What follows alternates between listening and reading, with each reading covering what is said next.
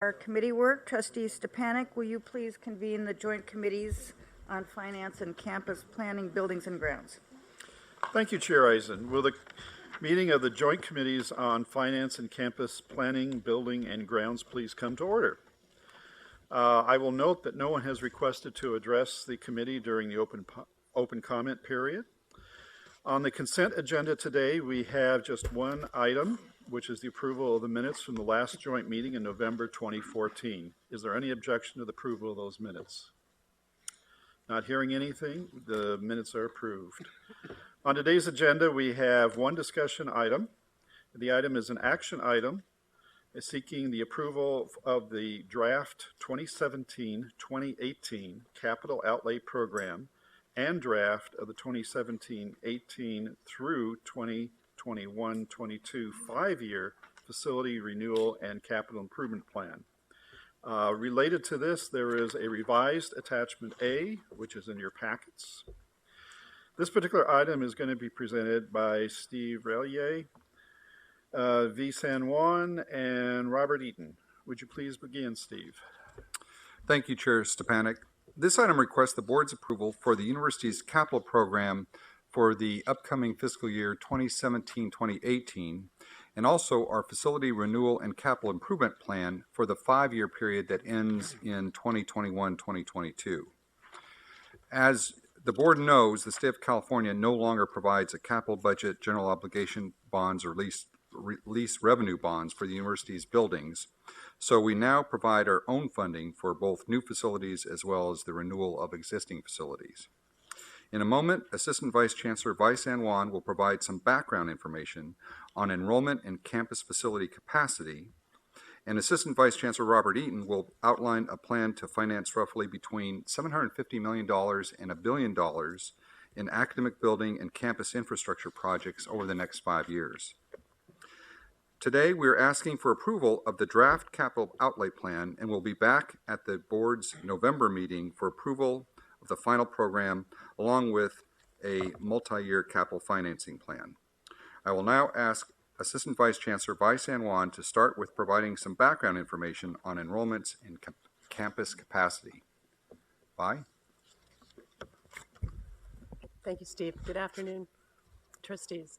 The key drivers for the capital outlay program are the strong demand to attend the university and the aging of our academic facilities that impact reliability and quality of space. This graph shows that our enrollment is projected to continue to increase, and not on the graph is our multi-year planning assumption of an average system-wide growth of 1% per year, which is just a planning assumption.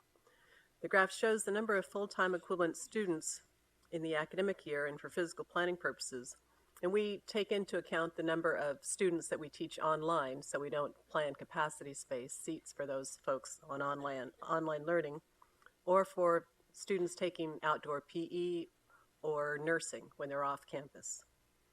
As the trustees have prioritized investment of capital funds into existing buildings and to address our renewal needs, a projected increase in enrollment will increase the campus demand for space to accommodate this additional enrollment, so competing needs.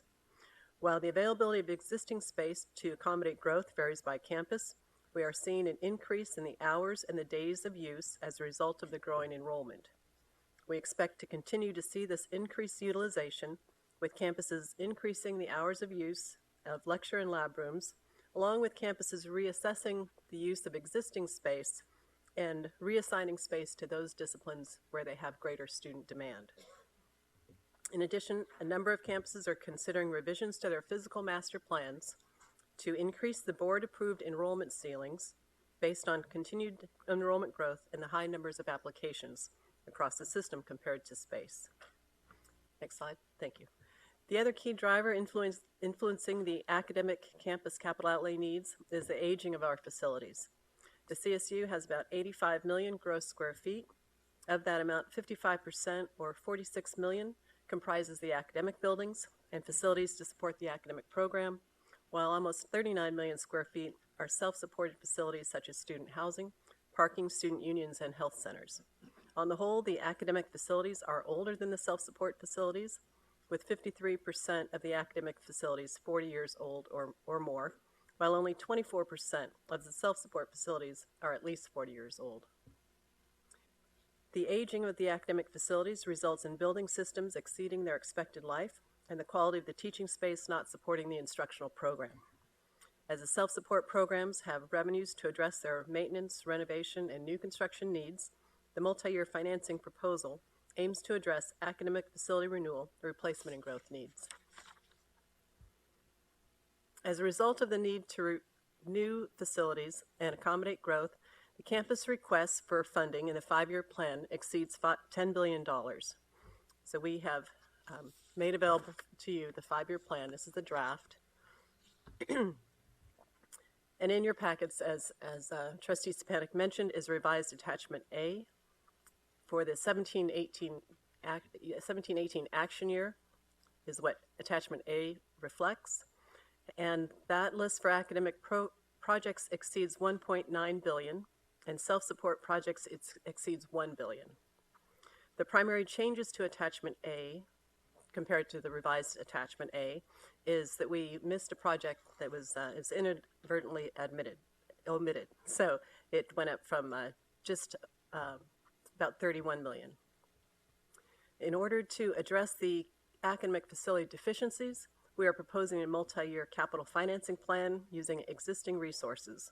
In reflecting back to Assistant Vice Chancellor Ryan Storm's presentation on the support budget, this multi-year financing proposal does not assume the CSU receives $10 million in new base budget funding for facilities in 2017-18.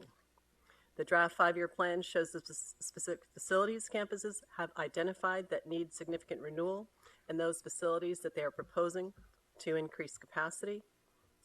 And I'll turn it over to Robert to describe the financing proposal. Thank you, Vi. The main idea behind the multi-year capital financing plan we are presenting today is to provide a source of funding to fund at least a portion of the academic projects presented in the 2017-18 5-year capital improvement plan. By presenting a plan that takes a 5-year view of capital financing rather than a year-by-year approach, staff has greater flexibility in the timing of debt issuance to take advantage of historically low interest rates, and campuses are able to plan project implementation better, knowing that certainty of funding has increased. However, what is most notable about this plan is that it does not require additional funding from the board or from the state. The source of funding will come from funding that has already been committed to capital purposes, namely the $352 million that has been appropriated by the state to pay the debt service on general obligation bonds and State Public Works Board lease revenue bonds. Cash flow savings from the recent restructuring of State Public Works Board lease revenue bonds will serve as the basis for the plan, which calls for the use of up to $50 million per year to support debt issuance. This will still leave cash flow savings available for other priority needs of the CSU. Subject to interest rates and certain restructuring considerations, we estimate that the amount of proceeds available for projects under this plan will range from $750 million to $1 billion. Now, no changes are proposed to the self-support finance projects, although most of the campus requested project listed on page 2 of the attachment A have not secured approval of financial plans needed to support the project. This continues as a work in progress. Let me now turn it back over to Vi. Thank you, Robert. This graph shows the sources and amounts of capital outlay funding for the CSU academic program up until 15-16, with green bars to the right representing the multi-year capital planning proposal. In 2007-8, we had been averaging about $345 million per year. This is shown to the left in blue. That's coming from the state. But when the Great Recession hit, our funding from voter-approved GO bonds went to zero, and the graph shows some small bits of blue bars from 9-10 out to 14-15, and those were from remaining GO bonds, so proceeds from prior bonds approved before 7-8. The orange columns shown in 14-15 and 15-16 represent the bond proceeds that are generated from the increase in permanent base funding of $10 million and $25 million, respectively, that the board has authorized to use for annual debt service. $25 million in 2015-16 was enabled when the legislature increased the CSU budget by $97 million late in the session. In 2016-17, there was no increase in the CSU support budget, base budget for capital improvements.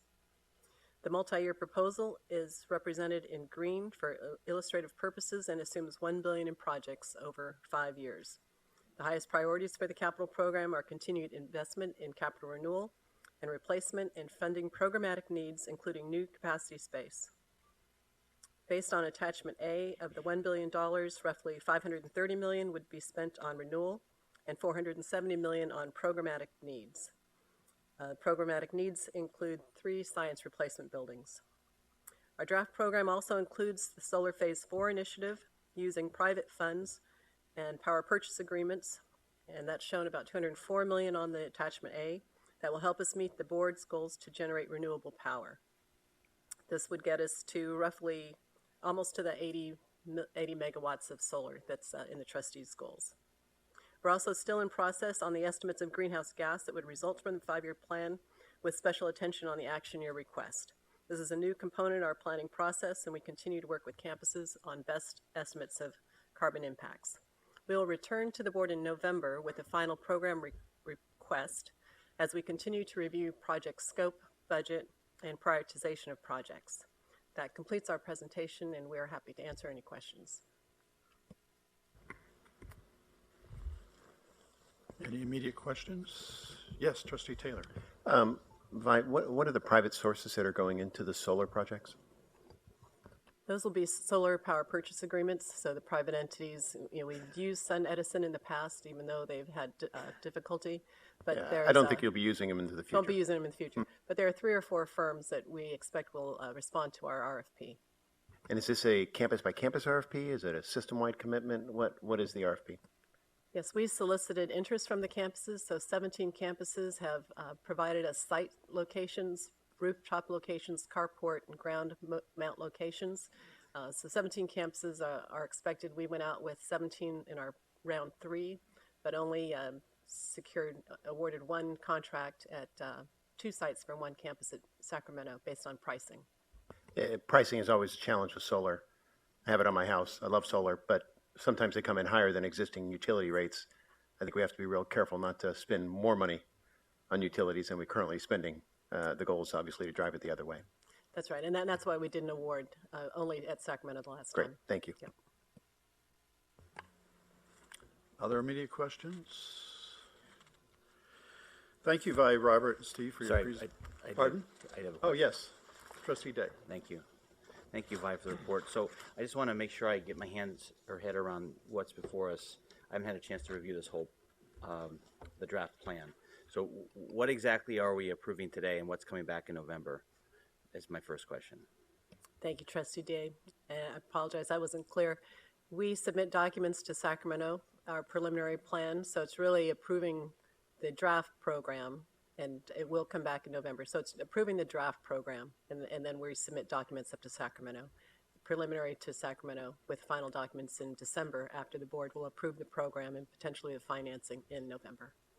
Well, I guess I'm just having a difficult time because obviously this should be a pretty significant moment. I mean, we're talking about $750 to $1 billion of deferred maintenance, essentially, from what I hear you saying, that we're going to be able to approve through this plan. We want to make sure it's real. But I'd also like to have more time to go through this with a fine-tooth comb just to understand the prioritization campus by campus.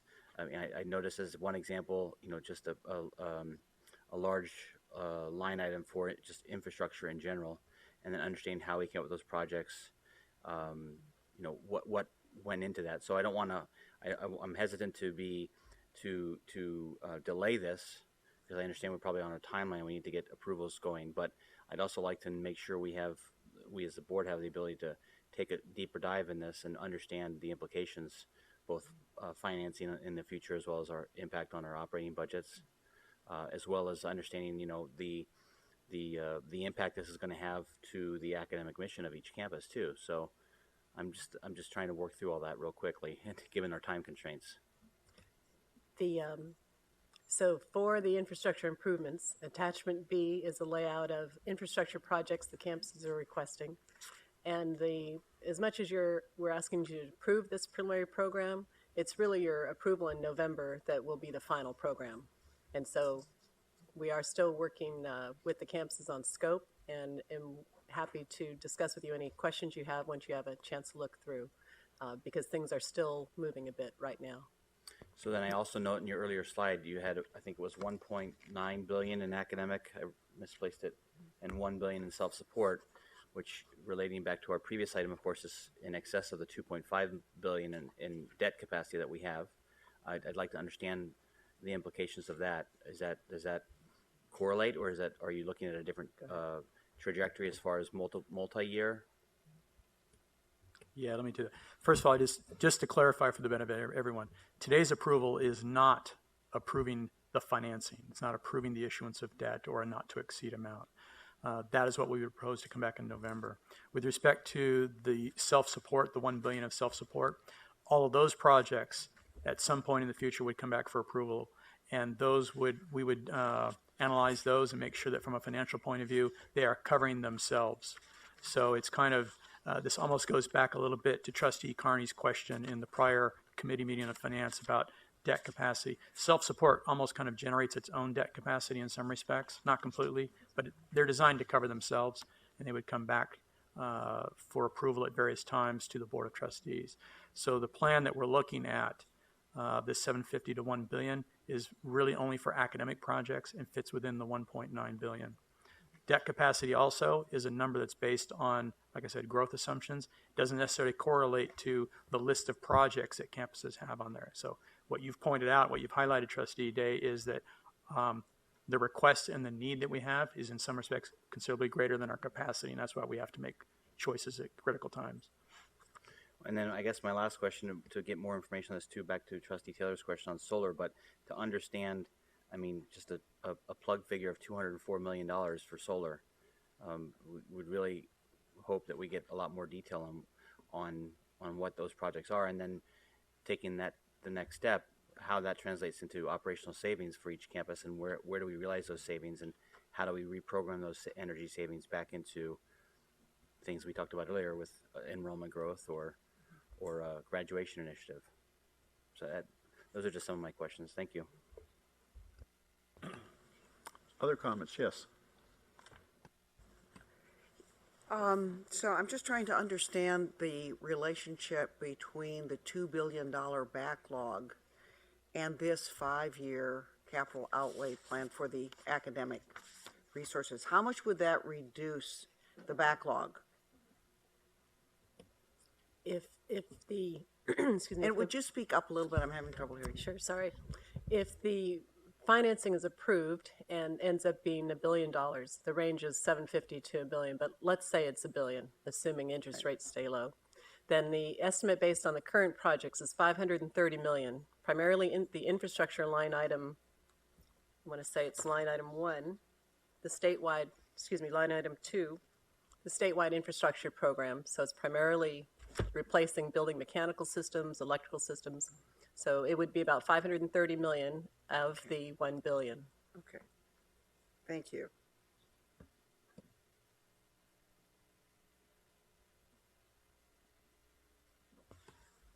Did you have a follow-up question? I do have one follow-up question. Thank you. So in November, I mean, there was a reference in here to a kind of a comprehensive plan for addressing facilities maintenance needs and backlog. Are we going to get that in November when we're asked to look at the financing plan for this 5-year program? So in your packet, or I think it's in your packets, this is the draft 5-year plan, and each campus has identified the deferred maintenance funds that they are planning to spend using their own operating dollars, projects in the infrastructure improvement list that they're hoping to get dollars for and asking for in the future, along with the large academic projects, major renovations and growth projects. So this is provided to you. It's a draft, and it will be coming back in November with project descriptions, master plans of the campuses, and some historical funding that each campus has received over the last 5 years. And then we do a statewide look at energy projects and seismic projects. 5 years back, we're looking at what we funded, and 5 years forward as far as the request. Okay, thank you. It would be helpful if we could get these big reports like this in advance of the board meeting, so we'd have a chance to review them. Thank you. Other questions? Key thing to remember here is the word draft. This is going to come back to us again. However, for them to be able to move forward, they do need an approval of this particular draft recommendation. So the item approval of the draft of the 2017-18 capital outlay program and draft 2017-18 through 2021-22 5-year facility renewal and capital improvement plan is an action item before the Joint Committee on Finance and Campus Building, Planning, Building, and Grounds. Only the committee members of those two committees may vote at this particular time. Do I have a motion? Second. Do we have a motion and a second? Any additional discussion? All those in favor, please say aye. Aye. Opposed? Abstentions? Thank you. The item entitled Approval of the Draft 2017-2018 Capital Outlay Program and the Draft 2017-2018 through 2021-22 5-year Facility Renewal and Capital Improvement Plan is approved. Chair Eisen, that concludes the business of the Joint Committees on Finance and Campus Planning, Buildings, and Grounds. Thank you, Trustee Stepanek, and can you now convene the Committee on Campus Planning, Buildings, and Grounds? Thank you, Chair Eisen. Gee, it seems like I just went through this.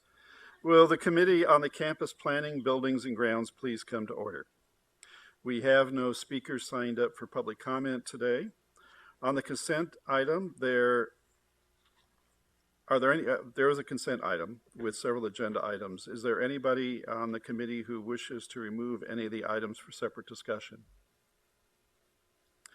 Not hearing any, may I have a motion to approve all the items listed on the consent agenda? Move it. Do I have a second? Second. All those in favor? Aye. Opposed? Abstentions? We won't ask how many people actually voted for that. The items listed on the consent agenda have been approved. That concludes the business of the Committee on Campus Planning, Buildings, and Grounds. Thank you. Thank you, Trustee Stepanek. Trustee Kim Bell, can you please convene the Joint Committees on Ed, Policy, and Finance?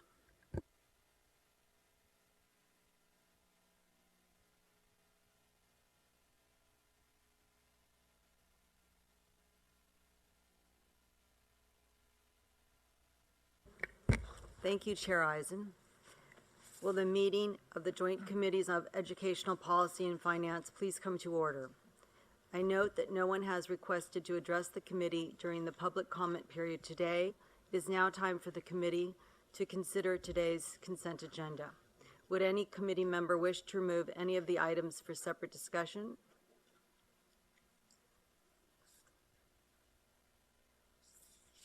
No. May I have a motion to approve all the items listed on the consent agenda? So moved. Is Second. there- Okay. So, the items listed on the consent agenda are approved. Chair Eisen, that concludes the business of the Joint Committees on Educational Policy and Finance. Thank you, Trustee Kim Bell. Trustee Fagan, will you please convene the Committee on Audit? Thank you, Chair Eisen. Committee on Audit is now convened. It's now time for the committee to consider today's consent agenda. On our agenda, there's only 2 items, and the first one is the one on the consent agenda, and it basically is a status report on current and follow-up internal audit assignments. This is the one that everybody's favorite because it was these charts, that showed all the. I don't mean to denigrate this because, in fact, it's a lot of work. And it really shows the accomplishments of what was going on each campus. So, the problem, it's just not as exciting as Larry can be. So anyhow.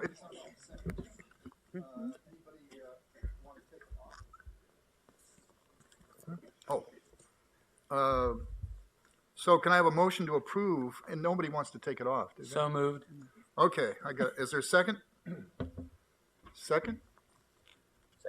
Second, okay. All in favor? Aye.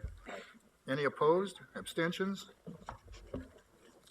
Okay, so we go to the one discussion item, and it is an information item regarding the report on responsibilities of the Office of Audit and Advisory Services.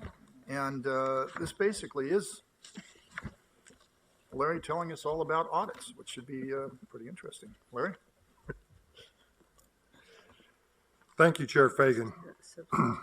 The requirement for an internal audit function was established in 1969 by Education Code Section 89045.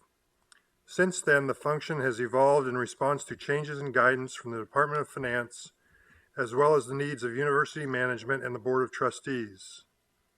The core mission of the Office of Audit and Advisory Services is to partner and collaborate with university management and the trustees in the effective discharge of their fiduciary and administrative responsibilities. Its scope of responsibility includes each of the 23 state universities, each of the 86 auxiliary organizations, and the Office of the Chancellor.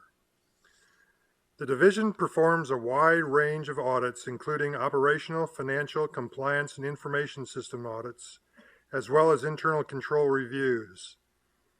These audits determine the effectiveness and efficiency of operations, ascertain the effectiveness of policies and procedures, and provide assurance that internal administrative, compliance, operational, and technical controls are in place and operational.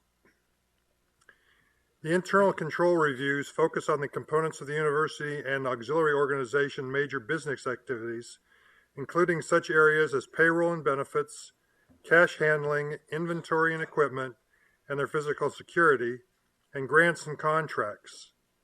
Audits and internal control reviews included in the annual audit plan are determined by an annual risk assessment and consideration of high profile and core financial areas.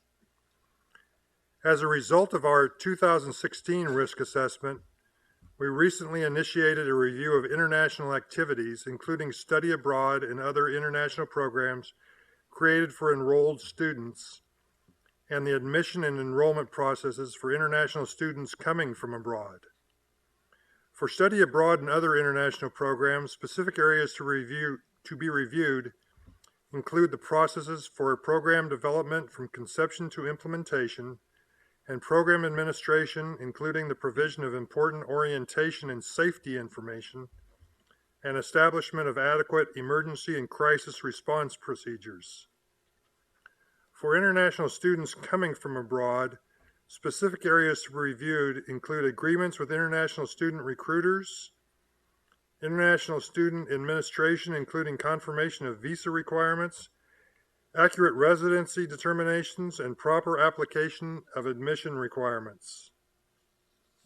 The annual audit plan also includes reviews of construction projects to ascertain the effectiveness of construction policies and procedures and the adequacy of internal controls and processes related to the administration of construction activities. Each year, 6 of the highest value recently completed projects are selected for review. The division follows up on all audit recommendations to determine the appropriateness of the corrective action taken and whether additional action is required. The division also performs investigations of alleged instances of fraud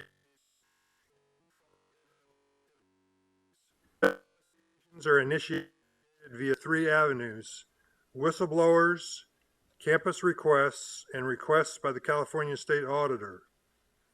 Additionally, the division tracks reports of actual or suspected fraud or irregularities submitted by campus and Chancellor's Office Administration and conducts any necessary follow-up.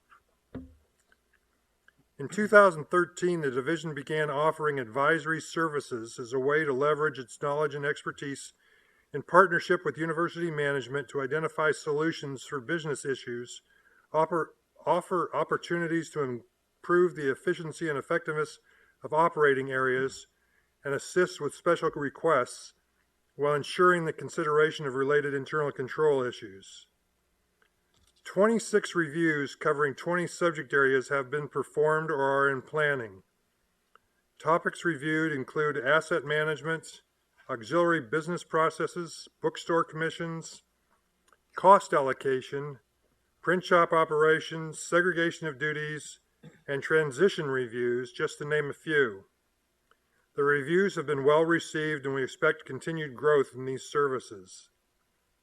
In addition, the division periodically provides consultation to campuses and/or participates on committees and task forces and performs special projects. Finally, the division acts as the liaison for audits of the CSU conducted by outside agencies, such as the California State Auditor, the Department of Finance, and the Federal Department of Education. If you have any questions, I'll take them at this time.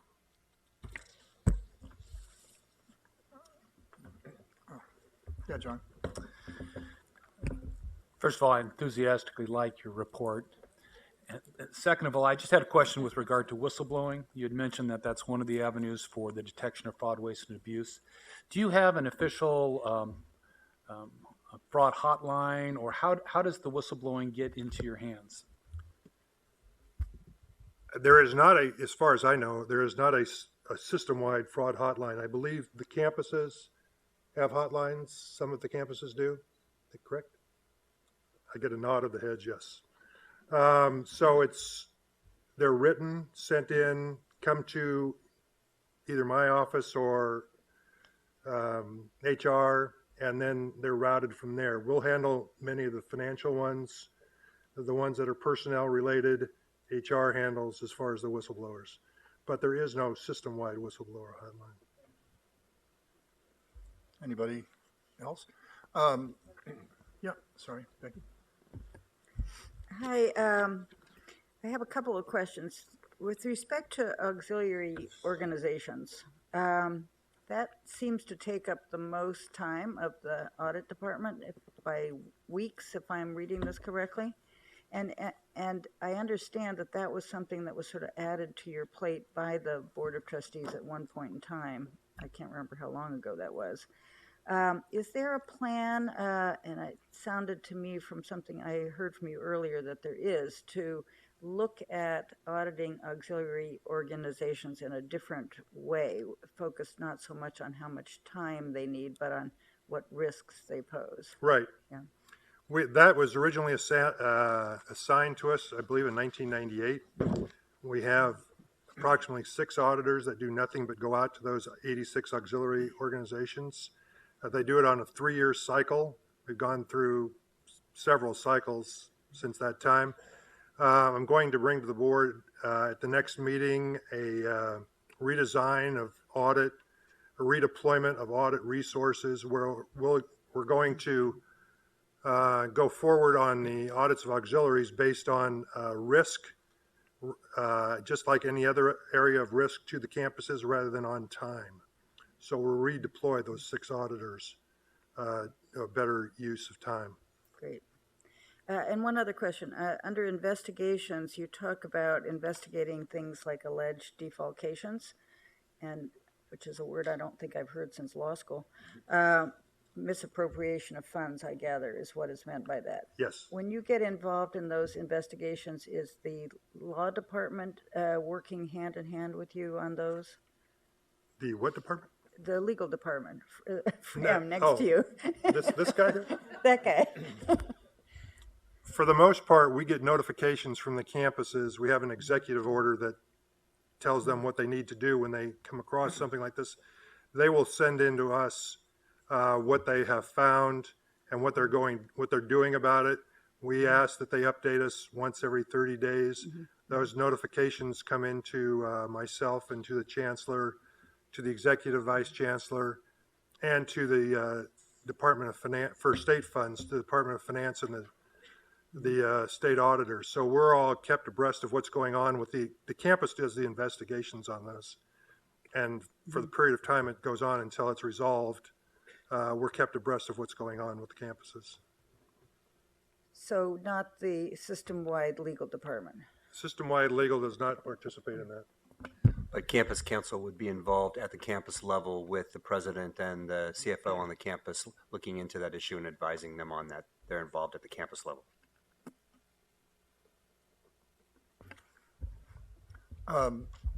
Jane, are you? Oh, sorry.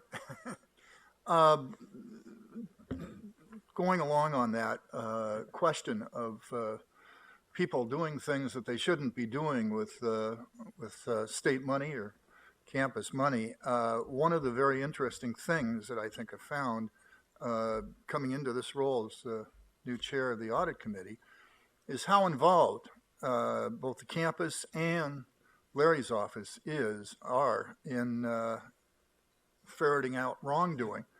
And it doesn't stop at the administrative level. If there's been theft or misappropriation, the campus and Larry's office are quick to go to local prosecutors.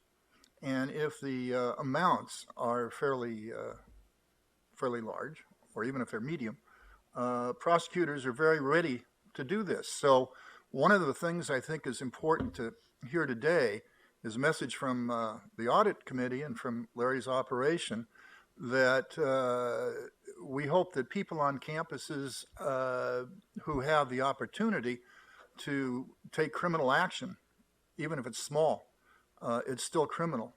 They should be aware that there's somebody watching and that there's going to be every effort to correct that.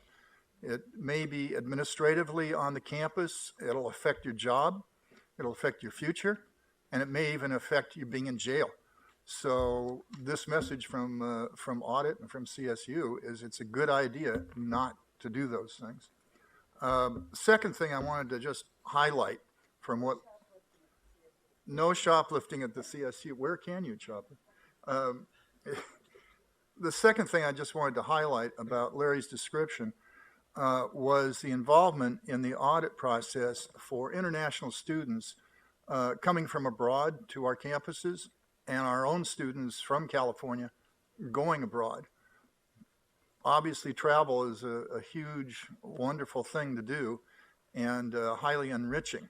But I think the CSU has been admirable in assuring that administration does everything in their power for the safety of the CSU students before and while they're abroad. We've had tragic experiences all too well that we all know about, and hopefully, that's never going to happen again. But in this day and age, that is something that administration is well aware of and operating, and the fact that Larry and his people are looking at that to make sure it's totally effective as it can be, I think is highly admirable, and I just want to say I'm glad you're doing that. The flip of that is people coming from other countries to campuses here in California, the CSU, and students, sure, who are coming.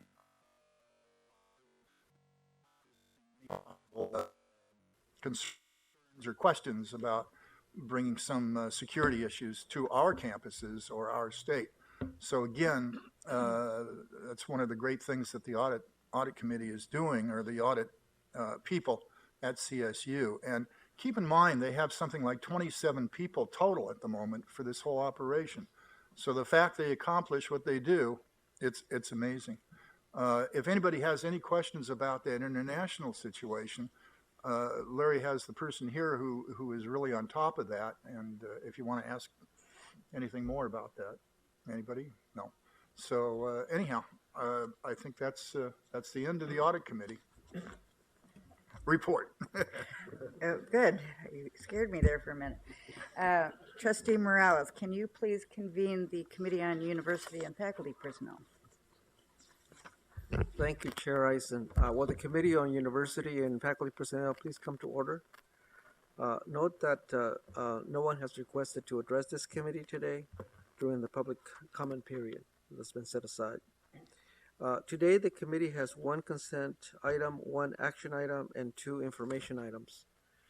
The first item on today's agenda is the approval of the minutes for the July 2016 meeting. Is there any objections to the approval of these minutes? Hearing none, the minutes are approved. There are three items on today's discussion agenda. Agenda item 1 is an action item seeking committee approval to set compensation for the newly appointed interim Vice Chancellor of Human Resources. Chancellor White will present this item. Chancellor White.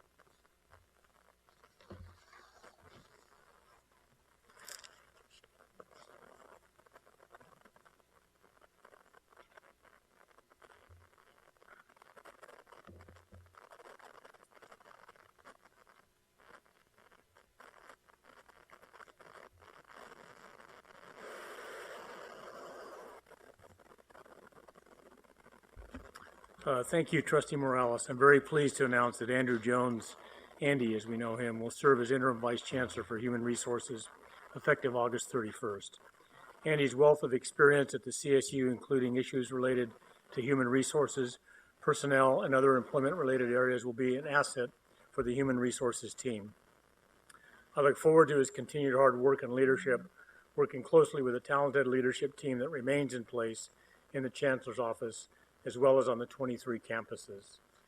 Andy has served in the CSU Office of General Counsel for nearly 16 years. As Associate Vice Chancellor and Deputy General Counsel, Andy coordinated with the Executive Vice Chancellor and General Counsel in supervising Office of General Counsel's operations and legal services for all 23 campuses. Andy is also made in the CSU, having earned a bachelor's degree in business administration at Long Beach and earned his Juris Doctorate from UC Davis. Today, I'm recommending an annual salary of $281,834, and in accordance with trustee policy, a monthly auto allowance of $1,000 and standard benefits for CSU executive class employees are provided. I ask for your support of the salary for Andy Jones as Interim Vice Chancellor, Human Resources. Trustee Morales, that concludes my presentation. Thank you, Chancellor White. Agenda item 1, the compensation for the Interim Vice Chancellor, Human Resources, is an action item before the Committee on University and Faculty Personnel. Only committee members may vote at this time. May I have a motion to approve? A second? Second. Okay, moved and seconded. All those who please say aye. Aye. Opposed? Abstained? Motion is approved. Agenda item 2 is an information item regarding proposed revision of Title 5 regulations to CSU's conflict of interest code. Interim Vice Chancellor Jones will present the item. Thank you, Chair Morales. CSU employees who make or participate in the making of decisions that could have a material effect on their personal financial interests are required to file a statement of economic interest annually. We commonly refer to this statement as the Form 700. As you know from experience, CSU officials who serve in a designated position must disclose their personal economic interests based on the disclosure categories assigned to the position they hold. This list of designated positions and the disclosure categories assigned to them constitutes CSU's Conflict of Interest Code. CSU must update its code periodically to reflect changes in designated positions and disclosure categories, and must work closely with the Fair Political Practices Commission, or the FPCC, throughout this process. The FPPC last approved CSU's Conflict of Interest Code in 2007. We have been diligently working with the FPPC on the update and have satisfied all of the requirements they have imposed. The main goal for both CSU and the FPPC in amending the code was to make it easier for designated employees to understand their reporting obligations and to ensure greater consistency about how disclosure categories are assigned to each designated position. In the current code, there are 17 disclosure categories. The amended code consolidates these categories down to 8. Although there are fewer disclosure categories, they capture the same interests as the previous 17, just in a more efficient and user-friendly manner. Additionally, the list of designated positions has been updated, and so have the disclosure categories assigned to them. The amended code promotes greater consistency in how disclosure categories are assigned to designated positions with similar areas of responsibility across the CSU system. The disclosure category assigned to members of the Board of Trustees has been expanded to require full disclosure of all interests in real property, all investments, all income, including gifts, loans, and travel payments, and business positions, regardless of whether these interests have or are likely to have a connection to the CSU. However, the exclusion on each reporting schedule, such as not having to report a primary residence, still apply. This expanded disclosure was mandated by the FPPC and matches the disclosure obligation of individuals responsible for or having an oversight role in the investment of state funds. Since changing CSU's code requires an amendment to Title V, this item will be noticed for public hearing as required by law and will be presented for action at the November Board of Trustees meeting. If approved, the code will be submitted to the FPPC for adoption. Trustee Morales, that concludes my presentation, and I'm happy to answer any questions. Any questions? Mr. Day? Yeah, thank you, Andy, and congratulations, by the way. Just looking through this, I want to make sure I understand what you said, but we're eliminating 9 categories. Yes. I just would like you to expand a little bit as to how we are increasing transparency and ensuring no conflicts of interest. You know, when I circle things about, you know, interest in research projects, as an example, talks about agricultural equipment, books, and other vending supplies. I mean, we're taking all those out. Where are we actually recapturing that to ensure, obviously the board members are very well familiar with Form 700s, but at the campus level, purchasing and contracting directors, et cetera, that level of employee, to ensure that this action's going to maintain or increase the controls and the transparency. And then a related question is, I thought you said this, but the FPPC is initially signed off on these changes. Is that right? Because it just feels a little uncomfortable to be approving our own conflict of interest code that governs ourselves, especially unless they're you know, giving us clear guidance that this is, you know, either industry standard or their recommendation, et cetera. Yes, all of these changes have been arrived at in consultation with the FPPC. So they've partnered with us throughout this process, and there's been a lengthy back and forth. There's been a lot of personnel changes at the FPPC, which is why there's been such a long gap since this was updated previously. But they've been in constant communication with the staff that's been working on this. And the idea was to take out some of the specifics, but to include descriptions in the categories that were broad enough to capture all those things, because people frankly they were overwhelmed by some of these descriptions, and the process was getting very bogged down and very complicated. And the idea was to make it much more straightforward and to capture more of these ideas in simpler terms. I hear what you're saying. If you can just perhaps when this comes back in November, because I would like to see it in black and white when we're removing very specific itemized categories and interests and specific types of investments or income or work or contracts. We could chart that out and show how one tracks to the other and where the corresponding definition is. As I understand, today's just information, but we have to Correct. approve this next meeting? Correct. Okay, thank you. Other questions? If not, we'll proceed. Okay, no more questions, we'll proceed. Thank you, Vice Chancellor Jones. Agenda item 3 is an information item regarding outside employment disclosure requirements for management personnel plan and executive employees. Interim Vice Chancellor Jones will present the item. Thank you again, Chair Morales. At the January 2013 Board of Trustees meeting, a resolution was adopted to add Section 42740 to Title V of the California Code of Regulations, which required management personnel plan, or MPP, and executive employees to disclose outside employment so that any conflicts of commitment could be identified and avoided. The Vice Chancellor of Human Resources then implemented an outside employment policy that requires MPP and executive employees to disclose outside employment at the time of hire, as well as annually, within 30 days of accepting outside employment, and within 10 days of the supervisor's request. Under the policy, outside employment is any income received that is not compensated through CSU payroll.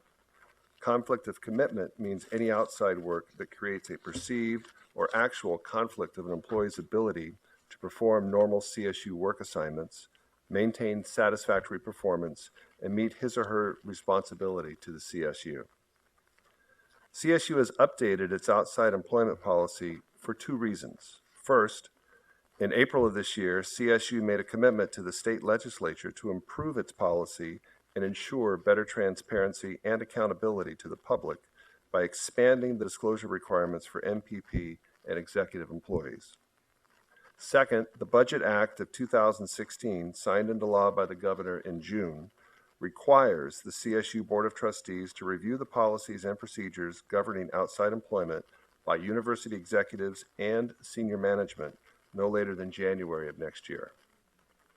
The revised outside employment disclosure requirements presented today honor the CSU's commitment to the legislature and the public and comply with the Budget Act of 2016. Among the changes to the revised outside employment disclosure policy for MPP and executive employees are the following.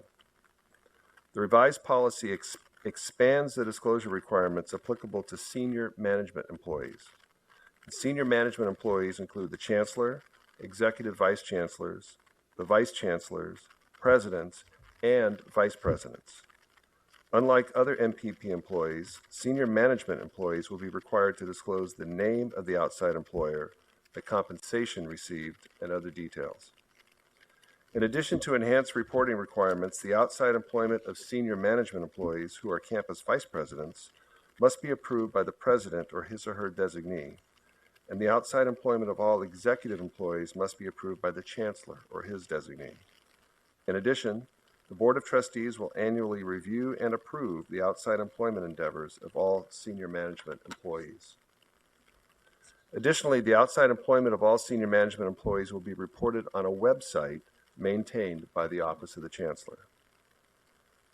Changes are also being implemented concerning the outside employment policy applicable to all MPP employees.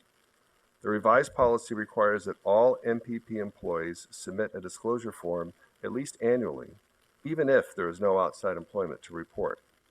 Previously, these employees were only required to complete the disclosure form if they had outside employment. The revised policy would require that the outside employment of NPP and senior management employees do not create conflicts of interest or conflicts of commitment, whether those are actual or perceived. Previously, the policy expressly addressed only conflicts of commitment, even though it was intended to cover both conflicts of interest and conflicts of commitment, and that intent is now clarified. Under the policy, campuses must establish procedures to implement the policy requirements and provide an annual report to the Chancellor's Office on outside employment disclosures at the campus. The revised policy includes guidance to help determine when a conflict of commitment or interest exists and the steps to take if a conflict is found. This includes the appointment of an independent review committee should an employee and his or her supervisor disagree that there is any perceived or actual conflict with the reported outside employment. Noncompliance and violation of the policy will be subject to corrective action consistent with how the CSU addresses any policy violations and will depend on the severity of the conduct. These revised outside employment disclosure requirements for both MPP and senior management employees serve to strengthen the CSU's commitment to improving and ensuring the public trust through clear policy objectives, stronger monitoring requirements, and increased transparency.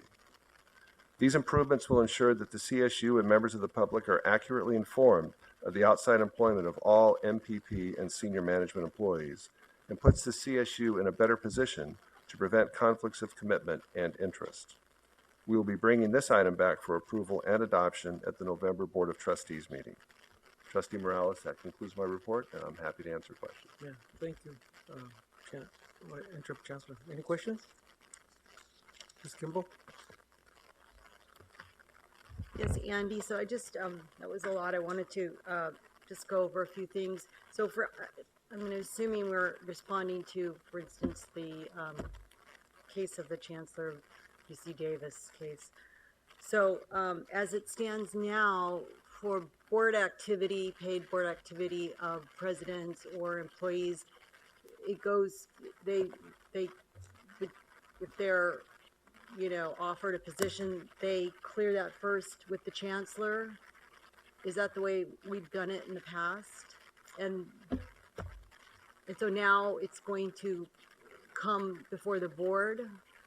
It only comes before the board if you're senior management, and it's only done annually, just as a blanket disclosure, as well as being posted on the website. So individual outside engagements don't come before the board each time somebody gets an engagement or seeks approval. So, for instance, with the president's board activity, outside board activity, that doesn't come, that will not come before the board. That's correct. It goes to the Chancellor for approval. Okay, so he approves it, and then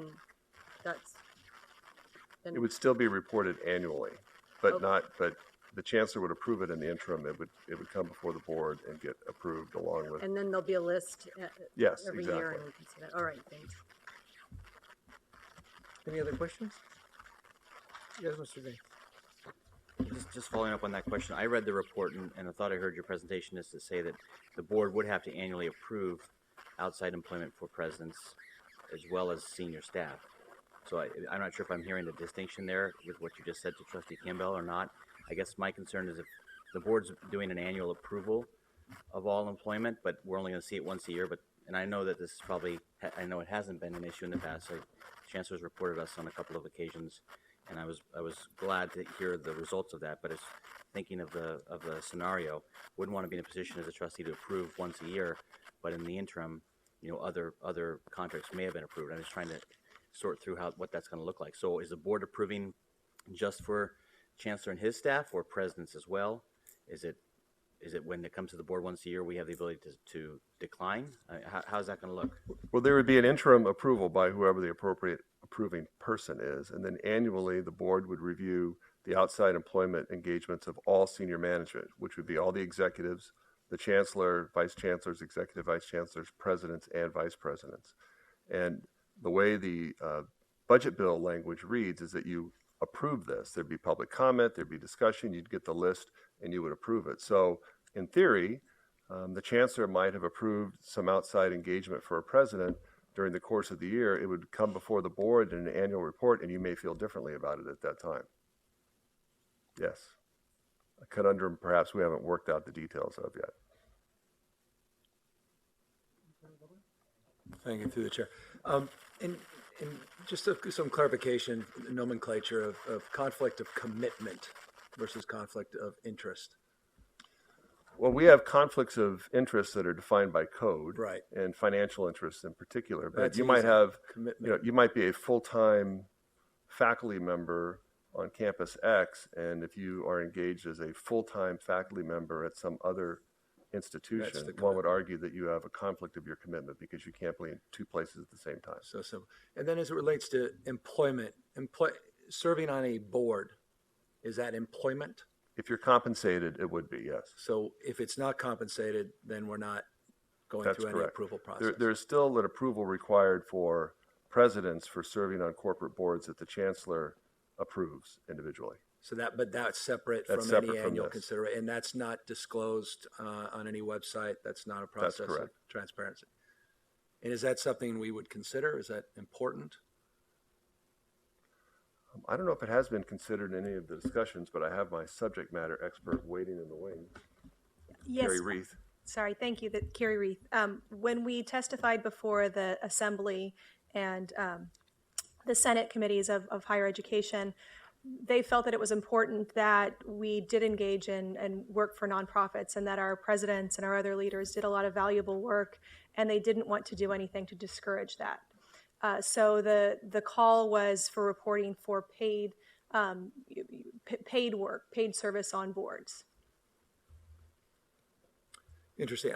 And so this is an action item in November. So that's something I'd like to. I mean, I don't want to belabor the board's time, but I'd like to personally just consider that a little bit more broadly. In the for instance examples. I know I'm sending shivers up your spines, but this good. At that other board I serve on, I do when I bring these things up. So anyway, I appreciate, first of all, the proactivity and engagement, and certainly look forward to perhaps talking to you a little bit more about your thoughts on this. Yep. String them up. No. Just a very limited number of our presidents are on a board that has any compensation associated with it. And I do approve them in advance before they get on. Happy to disclose that. Yeah. There's no secrets here. And it's really the focus of their work. How does it help the university as well as help the agency that they're advising, maybe a health board or a board of that nature. But it's a different animal here. I get it. That's good enough. No more questions? Chair Ison, this concludes the meeting of the business of the Committee on University and Faculty Personnel. Thank you, Trustee Morales. We are way ahead of schedule. Has that ever been said here? So Trustee Norton, take your time and convene the Committee on Governmental Relations, because after your committee work, we have a whole bunch of folks lined up, but they're not going to be lined up until we get to them time-wise. So just leisurely go through your committee work. Thank you, Chair Eisen.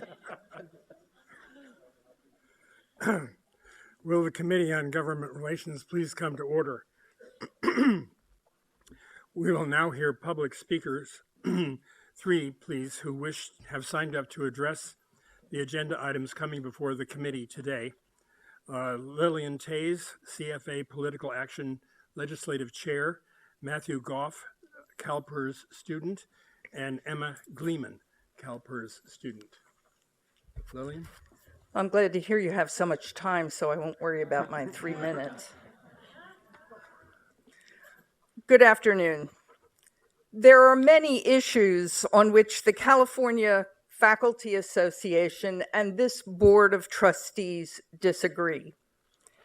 However, while we have and will continue to find ourselves on different sides of particular issues, we believe we share a common interest, a fruitful future for the California State University and our students.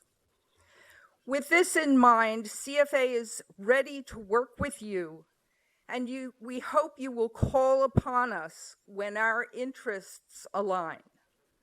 As you know by now, we know how to organize, we work tirelessly for the CSU, and we have a broad range of allies that you do not.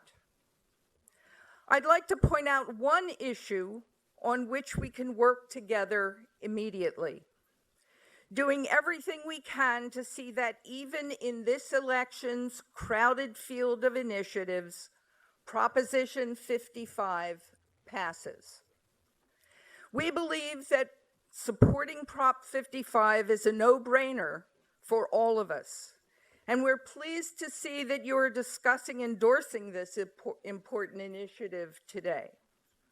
The state's disinvestment in the CSU has taken a terrible toll on our system, and now, just as we have been turning that trend around, is not the time to risk losing $250 million from our budget. Our recovery is precarious, and we must be prepared to fight like the devil to keep our system on the right track.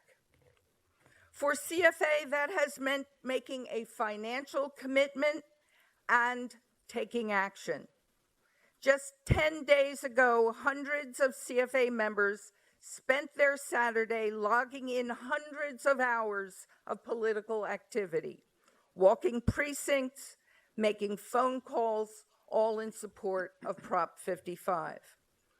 During this campaign, we are committed to doing thousands of hours of political activity to help Prop 55 pass, including reaching out to our members and members of our brother and sister unions and voters across California. This is our opportunity to do what politically astute people do all the time. Recognize that we will be on opposite sides of some issues, but rather than expect the impossible, work together when it is possible and when it would be good for the CSU.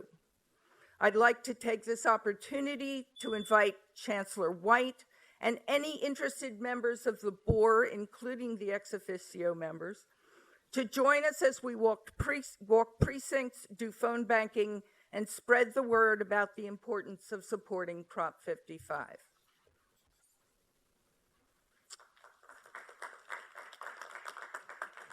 Thank you.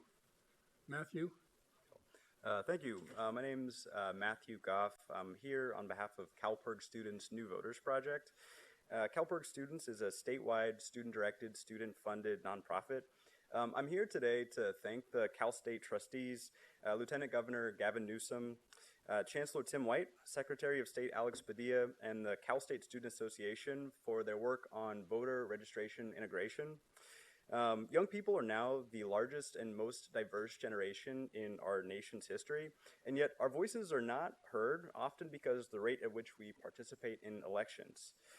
Our participation, or lack thereof, is not because of apathy, but because young folks are not familiar with the voting process.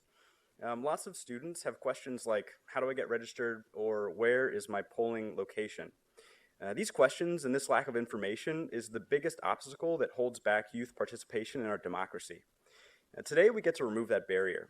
We thank the Cal State trustees and Secretary Padilla for their work on making voter registration process more straightforward so that students can spend less time figuring out how to vote and more time thinking and engaging with the issues that matter most for them. So thank you so much for your time. Thank you. Emma Gleeman.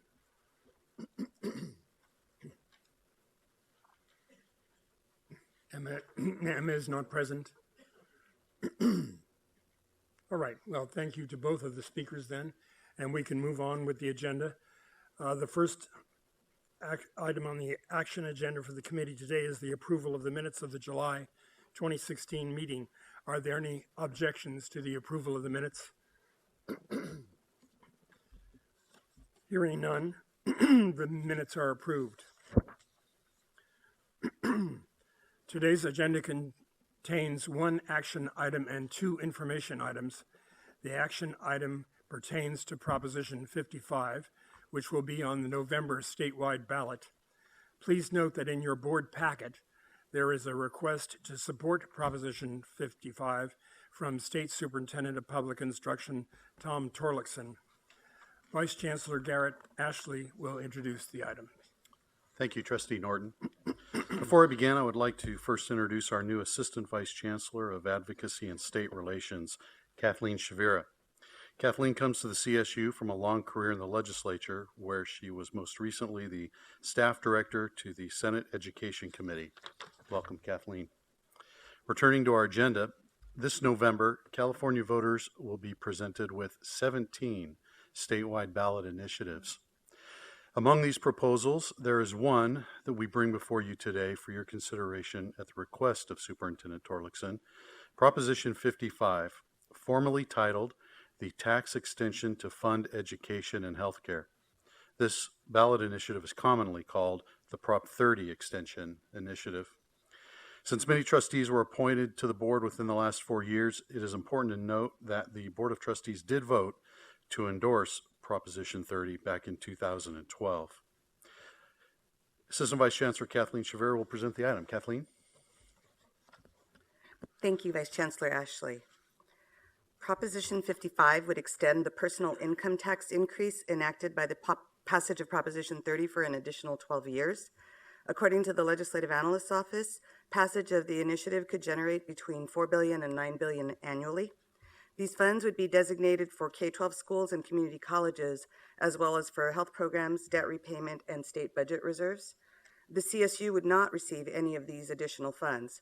However, as noted in the written item, this revenue stream would provide our K-12 and community college partners the ability to fund a variety of support services that benefit students, many of whom will choose to continue their education at a CSU.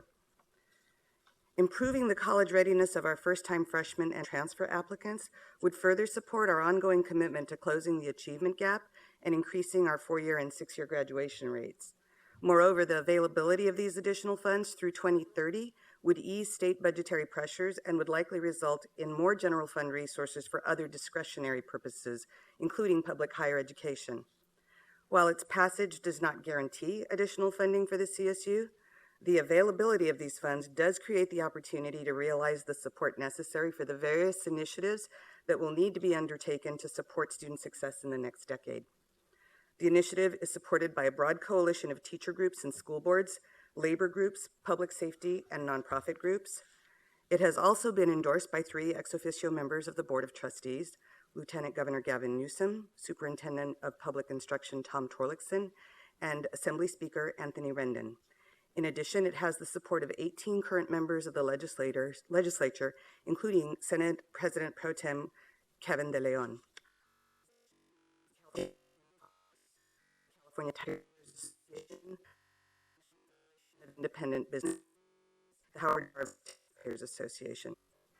Given the to our K-14 partners and the prospect for a healthier general fund overall, we recommend that the board adopt a resolution endorsing the initiative. That concludes this item, and I would be happy to answer any questions. Thank you. Thank you, Kathleen. Are there questions?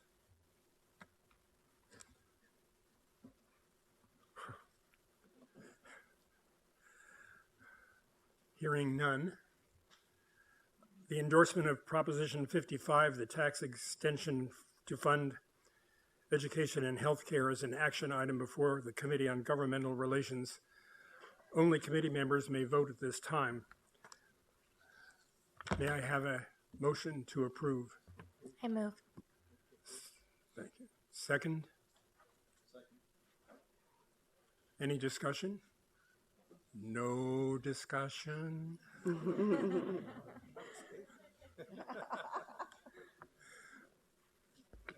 No question, but I think it's in our interest to support Proposition 55. It will go a long way in helping prepare college students for college, and the end result might be a reduction of remediation classes for us. Thank you. Any other comments? All in favor, Chancellor? Well, I also urge us to support this. I mean, I think for the point you just said, and I want to tie that comment back in with our earlier conversation about the partners it'll require state and our K through 14 friends, as well as ourselves and our students, to be successful with the graduation initiative. And while there's no direct dollars from 30/55 that comes into Steve Relier's brown bag of cash, it does take pressure off the other aspects of the general fund, the discretionary part, that we're able then to compete for with others in that discretionary part of the state budget. And so indirectly, it benefits us not only in the preparation, but in terms of our ability to compete for a larger, out of a larger pie rather than a smaller pie. Thank you. All those in favor? Those opposed? Abstentions? The endorsement of Proposition 55 is approved.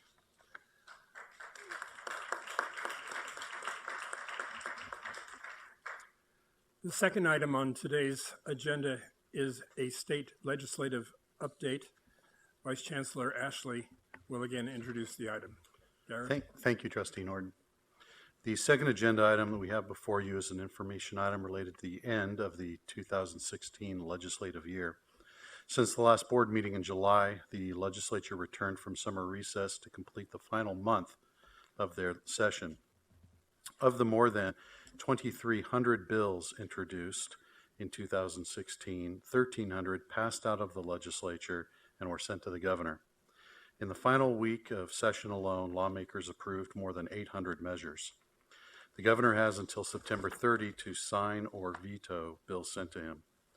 Kathleen will provide an update on legislation important to CSU. Kathleen? Thank you. Overall, this was a very successful legislative year for the CSU. I'd like to begin by discussing the two Board of Trustees sponsored bills, both of which have been signed into law. SB 1412 by Senator Marty Block modestly expanded CSU's investment authority and provides the system with the potential to increase investment earnings on its funds through a more balanced investment portfolio. These new funds would be dedicated to capital outlay expenditures, and the bill provides a vital tool for the CSU to address its infrastructure needs, and as such, both the Chancellor and many of our campuses submitted signature request letters to the governor. Your other sponsored bill, Assembly Bill 2215 by Assemblymember Medina, made a small but important technical change to the government code and streamlines the process by which CSU receives state lottery funds. Next, I want to update you on SB 412 by Senator Steve Glazer, a bill that would establish the California Promise Program at the CSU. This bill is summarized on page 3 of this agenda item. Since the last board report, the bill was amended to reduce the number of campuses required to establish the 4-year pledge programs from 10 to 8. You may recall that we were requesting that that number be reduced to 4 campuses. Thus, our position was support if amended. The bill also establishes a 2-year pledge program for associate degree for transfer students at 15 campuses by 2017-18 and 20 campuses by 2018-19. SB 412 is currently awaiting action by the governor, and we are working with academic affairs to determine how best to integrate the bill's requirements into our existing efforts to improve graduation rates. I would now like to highlight 4 other bills supported by the CSU.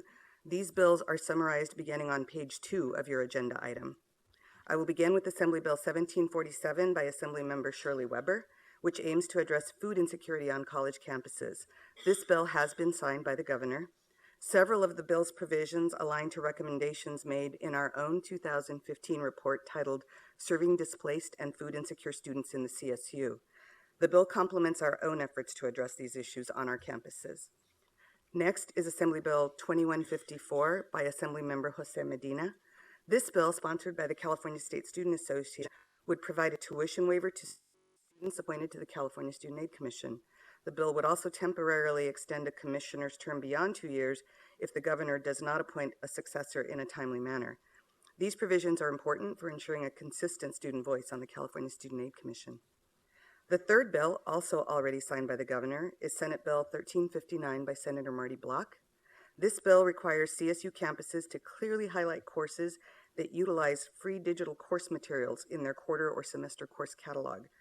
For some of our students, the purchase of required course materials may represent a significant financial burden. This bill would allow students to consider the availability of free course materials when enrolling in courses.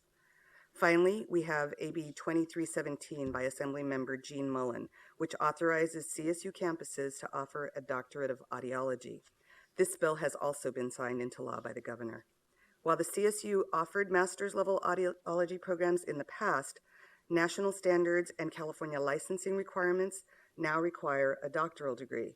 The bill responds to industry concerns about the shortage of licensed audiologists in California and recognizes the CSU's potential to address this unmet workforce and clinical need for the state. This concludes the legislative update, and I'm happy to answer any questions you may have. Thank you. For all those who worked to support the passage of AB 1412, expanding the board's investment authority.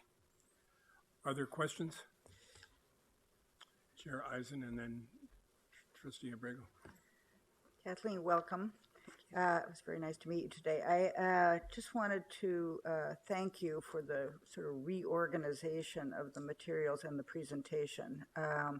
We've spent many hours trying to figure out which bill was being talked about and finding the right page. So the organization is very, very much appreciated and helpful. Thank you. You're welcome. What is a concern with Senate Bill 412 and knocking it down to 4 campuses? What's the concern about that? I mean, why not all?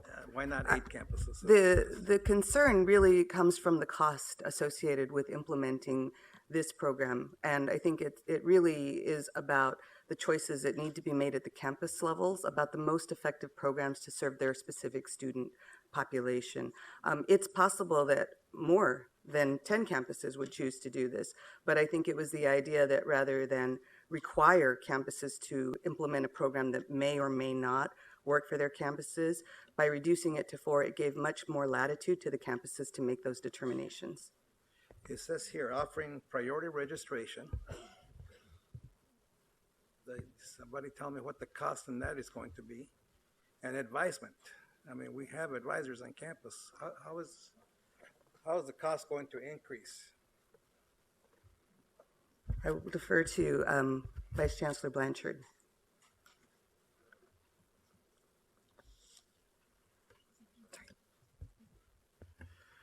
So outside of the cost, I'll talk a little bit about cost, but outside of the cost is the fact that we have had a number of our campuses that have offered the 4-year pledge programs in the past, and the reality is that looking at the various aspects of those respective programs on the campuses, where we have not seen the level of success that we would like to see, it's an opportunity for us to be able to start with 4 campuses. That was the initial thinking. Start with 4 campuses, study very carefully those factors that stood as barriers for students, although the advisement piece was definitely a part of the pledge programs that we currently have in place, as well as the priority registration. Students still were not persisting in a way that really allowed them to take full advantage of the program in order to complete in 4 years. And so we thought that we would start with 4 campuses in order to really evaluate carefully the past experiences of the programs to make sure that we were going to be as successful as possible. The reality is that with the 8 programs, we can still do the same thing. We can still look very carefully at looking at all of the factors involved in ensuring the success of this program based on prior experiences in order to move forward.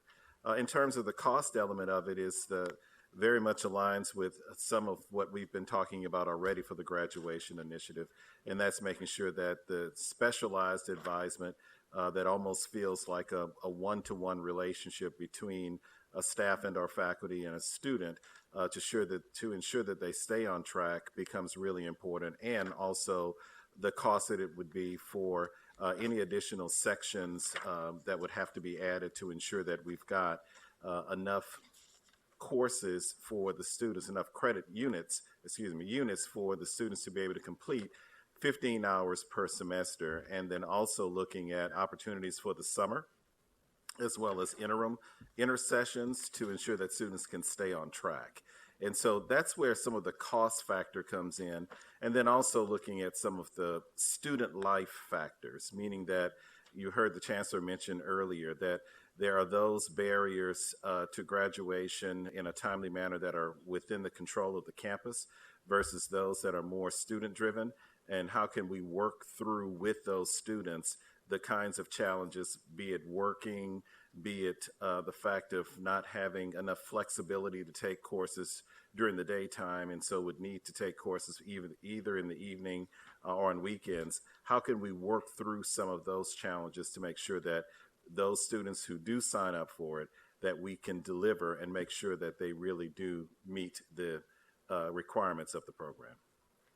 So that's a roundabout answer, but that's both looking at the cost side, but also looking at the implementation factors to make sure that we can be successful.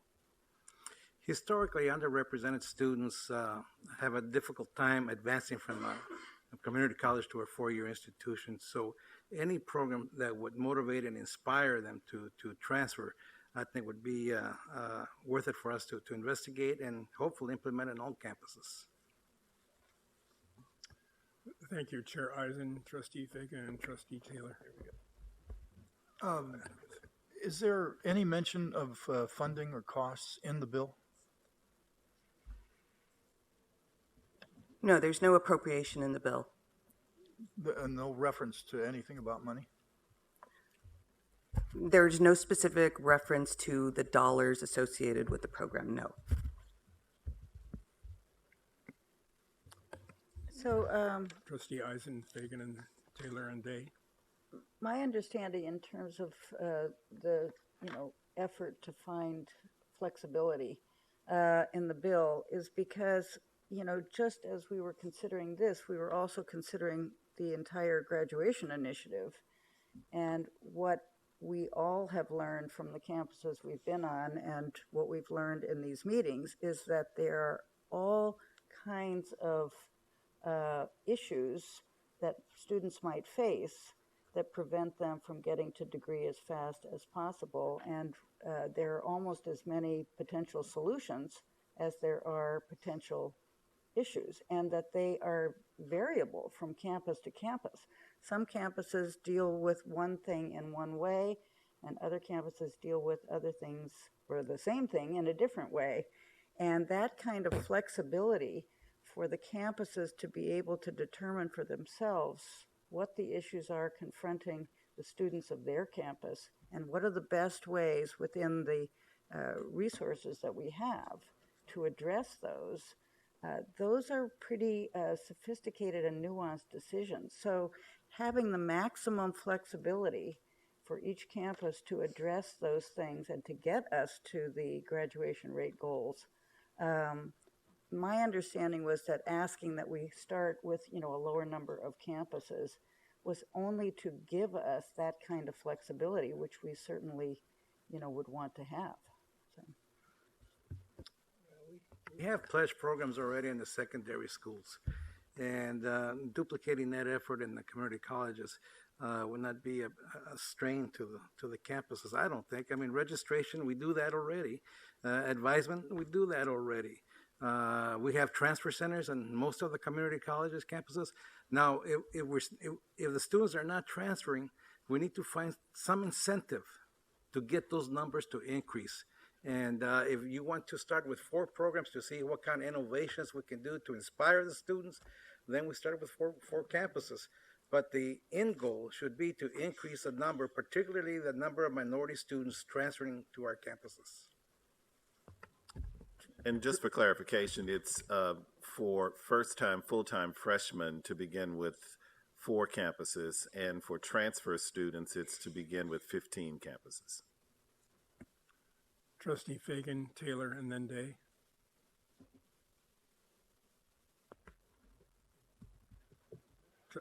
Trustee Fagan, did you have your hand up? Oh, sorry. I didn't think so. Trustee Taylor. So, I agree with Trustee Abrego. Priority registration doesn't cost us that much. In fact, it costs us almost nothing. Advisement, we should be doing anyway. So the notion that we weren't comfortable with this bill because of cost, frankly, I have a little hard time buying that. And to be perfectly blunt, Lauren, you said, gee, we had some experience doing this. What you're telling me is we were already experimenting it with on some campuses, worked in some places, maybe didn't work other places. And so really when we asked to keep it at 4 campuses, what we were asking for is status quo. Please don't tell us what to do. That was effectively our response to the state legislature. Look, I'm a big fan of what we proposed in the graduation initiative. I think we've got some ambitious goals in there. I think we're all going to lock arms and go to Sacramento and say we need more money to fund it. But look, this is not a wild and crazy idea. And at some level, I sure hope we give it our full faith to try to implement this and do a good a job as possible to see if this approach works. Because there are a lot of other colleges and universities that do, in fact, give priority enrollment to try to help young people get through on time. Not a brand new idea. Trustee Day, and then Trustee Fagan, and then Trustee Kimbell.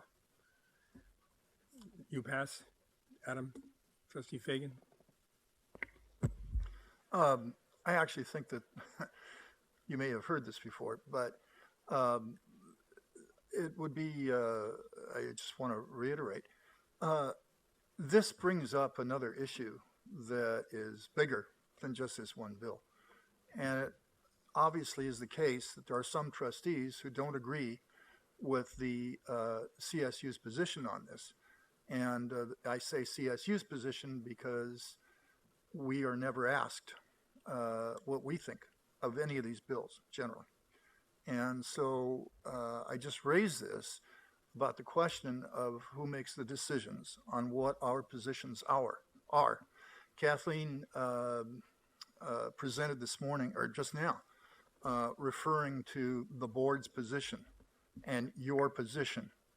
Yet nobody asked me about those positions, and I don't think anybody asked anyone else here. So it's a bigger issue than just Steve's bill. And I think it's one that would be worth pursuing. Obviously, and we've talked about this in the past, it's unwieldy and impossible to ask for a vote on every position, on every bill of all the trustees. But I would propose that some arrangement be worked out, and I've shown a few people some ideas, that would have at least some trustee representation involved in the decision-making process. And when there's a disagreement between the trustee representative and the administration, that a mechanism be worked out to ensure everybody has a say. And there's ways to do that, but I think that's a significant issue that would be good for us to resolve, so that when we say the trustee's position on a bill is X, the trustees actually have that position. I happen to think that a position on pending legislation is absolutely a policy decision. It's a big deal. And it's not getting into the weeds. It's not getting into the day-to-day workings of the staff.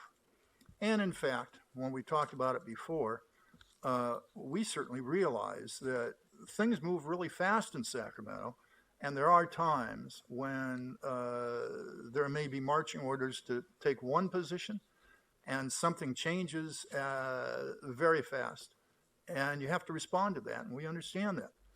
So that the staff would be authorized in those circumstances to change what the agreement had been on their best judgment, and then afterwards explain it to whoever's in charge of the Governmental Affairs Committee, Larry, and just let us know. And, you know,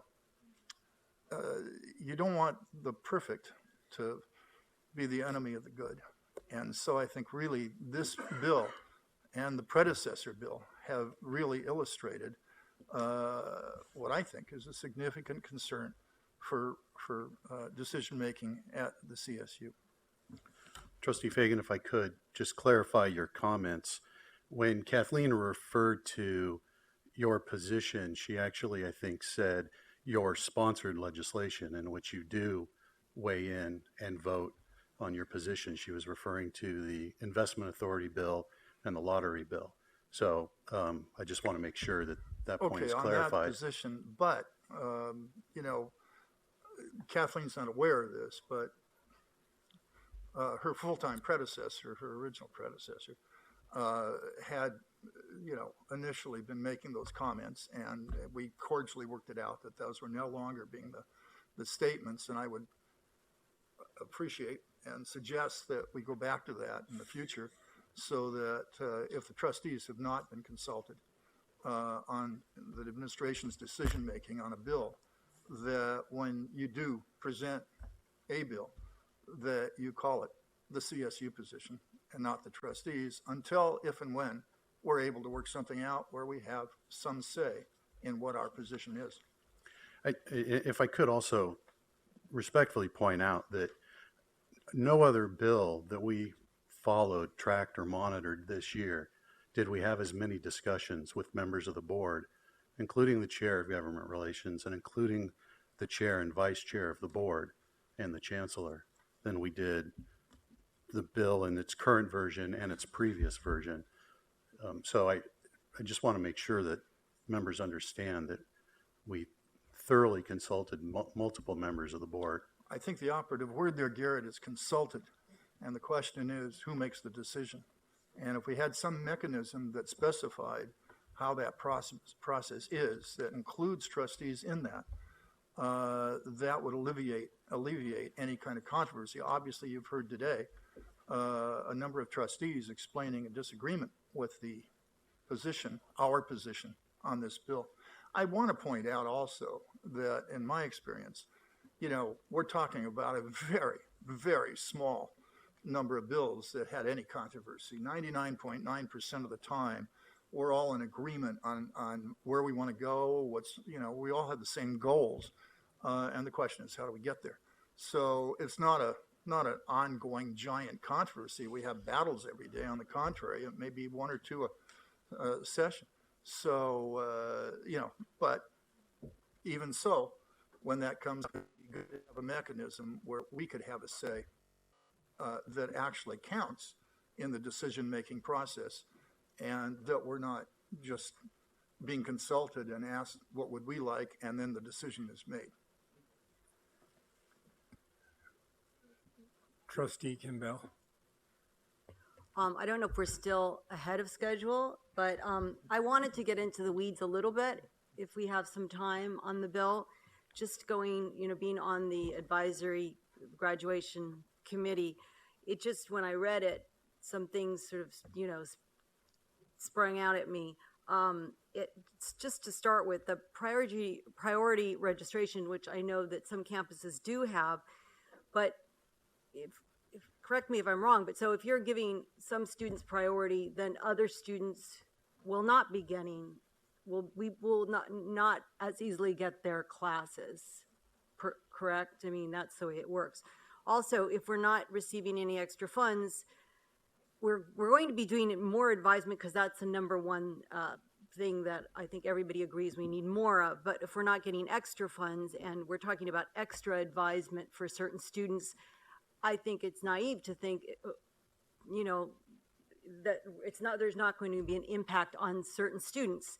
And I'm just thinking out loud in the sense that this, in some way, may actually backfire in the sense of reducing grad rates, right, when we're trying to sort of pick off the low-hanging fruit of students who are about to graduate with one extra, semester. So in a perverse way may end up negatively, impacting grad rates. Now, you could argue, well, we're going to be helping minority students or poor students, but that's just something I'm throwing out there. Secondly, I understand the criteria are first-gen, low income or underrepresented groups, but I don't know, how are you going to vet first-gen student? If I was a student, I'd want to get priority registration, and I could say, I'm first generation. Are we going to go out and check up where their parents went to school? Anyway, those are just a couple of things that I thought might be a problem. I just want to quickly clarify something because I don't want to in any way misrepresent the campuses. I want to be clear about the fact that the campuses have, with the pledge programs that are in place, they have implemented prioritized registration. They have implemented advising. They have implemented a number of other strategies, and in spite of all of those strategies, there were still a disproportionate number of students who did not complete within the 4-year period. And that's where the real rub has been in terms of how do we better understand what still, in spite of all of the support mechanisms in place for these students, what do we need to do to make sure that we're paying attention to some of those barriers that lie outside of administrative or campus control, that ties in more with some student factors that we want to make sure that we are able to be more flexible in understanding how we can change it. And so many of our campuses, let's say hypothetically, would start with about 200 or a little over 200 students or even more. And by the time all was said and done, they would be down to less than 100, which we celebrate the fact that there's still less than 100 that would graduate in 4 years. But we worry about the others that we've made this pledge to as well, that we want to make sure that we're able to study as carefully as possible so that we can get as many of those students through within that 4-year period as possible. So I just wanted to make sure that there was that clarity in place, that there are those strategies that our campuses are definitely implementing, and that even with those strategies, students are challenged by completing within that 4-year period. Trustee Taylor. So, Dr. Blanchard, I would point out that if you start with 200 and you finish with 100, graduate in 4 years, already your 4-year graduation rate is blowing away our 2025 goals. That's 50%. So it's not a bad result. Secondly, we already do priority registration for lots of folks. Do we not do priority registration for scholarship athletes? Perhaps even student government leaders? Why? Because they need the opportunity to get classes so they can engage in service. Some of those other experiments, part of the bill also requires that young people commit to taking 30 units a year in semester, 45 for quarter system. So there's a commitment on the part of the student too. It's not just, hey, we're going to give you advising and priority registration. There's another side to it. So there's a handshake at the beginning. And you can't discount the fact that students are engaged in this process upfront to say, the university is going to do X and you have to do Y. So that is a little different from what I understand from what we're doing now. Again, we have to show a willingness to the legislature to experiment with new models. And we can't always just stonewall and say, hey, let the campuses figure it out and leave us alone. And to be perfectly honest, the author did take a number of amendments that CSU suggested. So it's not as though the author stonewalled us either. Trustee Day. Well, not to belabor this point or to point out the obvious, but this conversation, I think, is completely backwards. We should have been having this discussion 4, 5, 6 months ago. So Garrett and your team in Sacramento. Kathleen, welcome aboard. Congratulations. Good to meet you. You and your staff in Sacramento do a phenomenal job. I've come to rely upon you, and you are the best of the best up there. So you've got a hard job to do up there. A lot of moving parts. This is one bill out of thousands. So I would hate for us or the public to get this impression that we have these internal disputes. But I really hope that when we have a unique bill like this next year, we don't have the situation.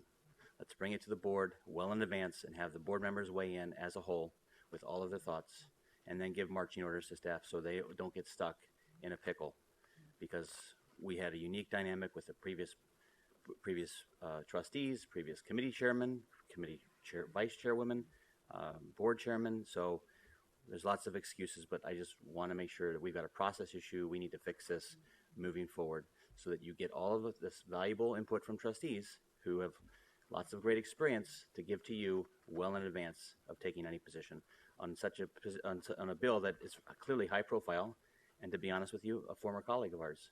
It doesn't make sense. Are there, yes, Stephen? Thank you for finally looking to the right. I'm sorry. Although I'm not, never mind. This has nothing to do with my political preferences. Right. In some ways, I'm going to take a little different stance on this. With all due respect to former trustee Glazer, there is a problem anytime that a legislator starts to generate a bill for an unfunded mandate on the CSU. We're having a conversation right now about our particular need to, in a sense, be in charge. When legislators are passing bills, we're not in charge. So what we need is, first of all, to be able to be very open to legislators and others that may have ideas and identify problems, but then let us run with it. Let us come up with the appropriate solution. To have various legislative band-aids being put on us that are unfunded mandates is not a good plan for the CSU. There was a lot of discussion about this particular bill at the statewide academic senate, and we had real serious concerns about this particular bill and what it could end up leading to. And the real problem, I mean, we're talking about it potentially representing and helping some minorities. It might, it very well might. But a lot of our minority students right now are not necessarily able to attend and take the number of units that are being requested under this particular bill. And if they can't take those units, the fact of the matter is, as has been pointed out before, they're now at the bottom of the barrel in terms of registration, which means depending on the particular campus and the particular program, it may be incredibly difficult for them to get their classes, and it may actually extend their ability in terms of the amount of time it's going to take to get a degree. We need to work cooperatively so that we can move these things forward. So we need to have that it's plans that integrate with the 2015 initiative that we're now looking at. Thank you. Thank you, Stephen. Other comments, Doug? Not to belabor it, but just... Oh, sorry, Maggie. Just a quick comment on Steve. When we're talking, I think, a number of us about in charge, we're limiting that totally to the trustees in charge of the CSU and the staff. And I think, if I recall correctly, that is the way it's supposed to work. We would never be as presumptuous to indicate in any way that we're somehow should be in charge over the legislature. We know who's on first here, and they're it. They and the governor make the decisions from on high, and we are separate and work within our own operation. But in no way we're saying we should be the ones making those decisions. And I think, kind of frankly, that's kind of what Trustee Taylor was concerned about. Is there is a tendency to believe that the legislature is overstepping itself, and that the CSU should stop that kind of thing. And I don't think that's our place to say. We can certainly advise and give our thoughts, but we shouldn't have a, kind of automatic rejection of well-meaning, whatever you think about the bill, but it's well-meaning and concern from legislators and our former colleague who was who loves the CSU. And, so that's all we're talking about who's in charge. Since why it was mentioned by name, a very, very brief rebuttal. Unfunded mandate. That is the big concern. If there was money to fund this as an experiment, it'd be a different consideration. Trustee White. Thank you, Chair Norton. Hi, Kathleen. We're really glad to have you here today. You're going to be a great addition to our team. I have a couple of just quick questions and comments. First of all, I just wanted to comment, looking over this diverse list of bills that have recently been signed by the governor, I am so pleased. Food assistance, education materials being listed, things like our doctorate degree in audiology. These are signs to me that the legislature is really zoning in and seeing the specific needs of CSU students. I think that's fantastic. And I really hope to continue to see that matching the need economically of fulfilling this graduation initiative. So I look forward to seeing more great work from the Sacramento office, just like we have with these bills. To get to a couple of questions, with the Glazer bill, this may have been one from one of the past lives of the bill. I know it's gone through a few different ones. What I am associating with it as a cost, and it may not be in this iteration of the bill, is that if a student who was on this, 4-year or 2-year transfer plan, did everything right, did their 15 units, but couldn't get into a class because it either wasn't offered when they needed it or it was full, would then be able to take the class, the summer after their 4th year and not pay tuition. Is that still in this life of the bill? That was removed from the bill when it moved from the original form to the new bill. That did not make the transition. That language is no longer in the bill. Right. Okay, thank you. And so then if a student were in that situation, and, the class was full, let's say it's statistics, took me forever to get into stats, honestly. Still don't do that well in it. If you didn't get into stats and you needed it and that pushed you back a semester or a year, so you are no longer on this 4 or 2-year plan, was there any sort of, I know there wasn't a lot of funding attached, but was there a plan for how the CSU would pay to offer more statistics courses? Was there anything involved? I know there wasn't money directly attached to it, but a plan for how we would offer more classes, pay more faculty. Those were not elements that were contained in the bill, no. Okay. And then just a quick question about the priority registration and members of the potential programs. It's talking about satisfying the program eligibility. Can you outline that for us? I know people are talking about underrepresented minorities. Is that specifically stated, or can any student be a part of this? I'll let Nicole clarify, but my read of the bill was that there should be a priority for students who met those criteria, but the program was not necessarily limited to those students. Okay. My concern, though, I'm sorry, Nicole, if you want to add. Okay. I think just my concern, so many of our students are underrepresented and first generation and Pell eligible, if that's one of the qualifications, that I'm imagining that priority registration for the majority of our students doesn't really get you that priority, which is the point of it.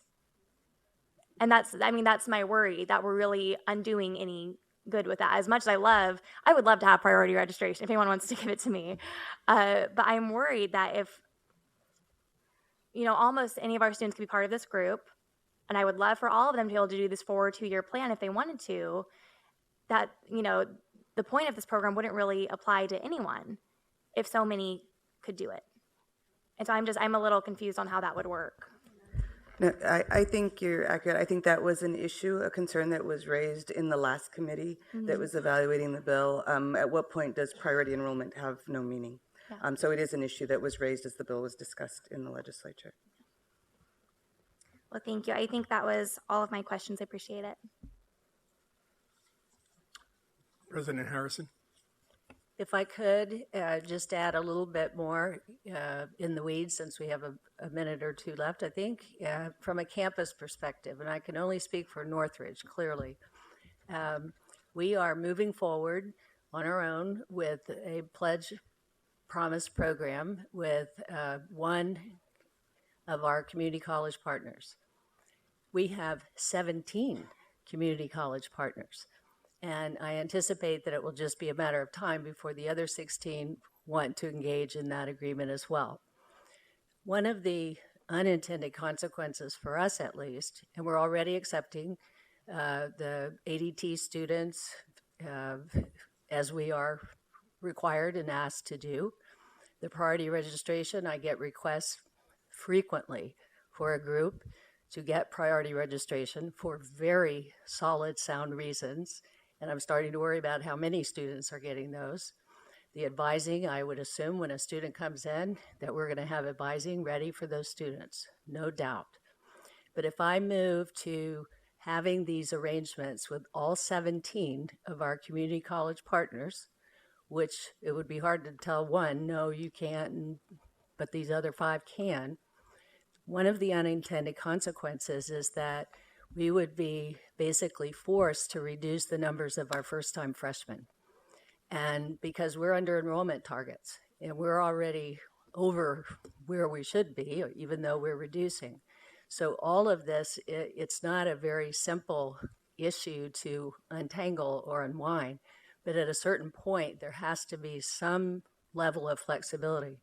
But we are moving toward this because it is a good idea. We've been asked from a couple of our community college partners, but it's a formula, if you will, in terms of really managing your enrollment and how it's going to be and what kinds of courses and which courses when and all of that. It's not just a simple, this is a great idea, why can't we do it right away? Of course. And if I was at a different campus where we had maybe 1, 2, 3 community college partners, it would be a whole lot easier. But 17, that could, depending on how many of those students actually come and they're ready, could significantly reduce the opportunities for first-time freshmen to attend. Thank you for your comments. Oh, yes, Elliot. Just very quick follow-up. We estimate about 70% of our students would be eligible for this priority. Well, as with most other things in the CSU, there are many moving parts. Are there any comments or questions?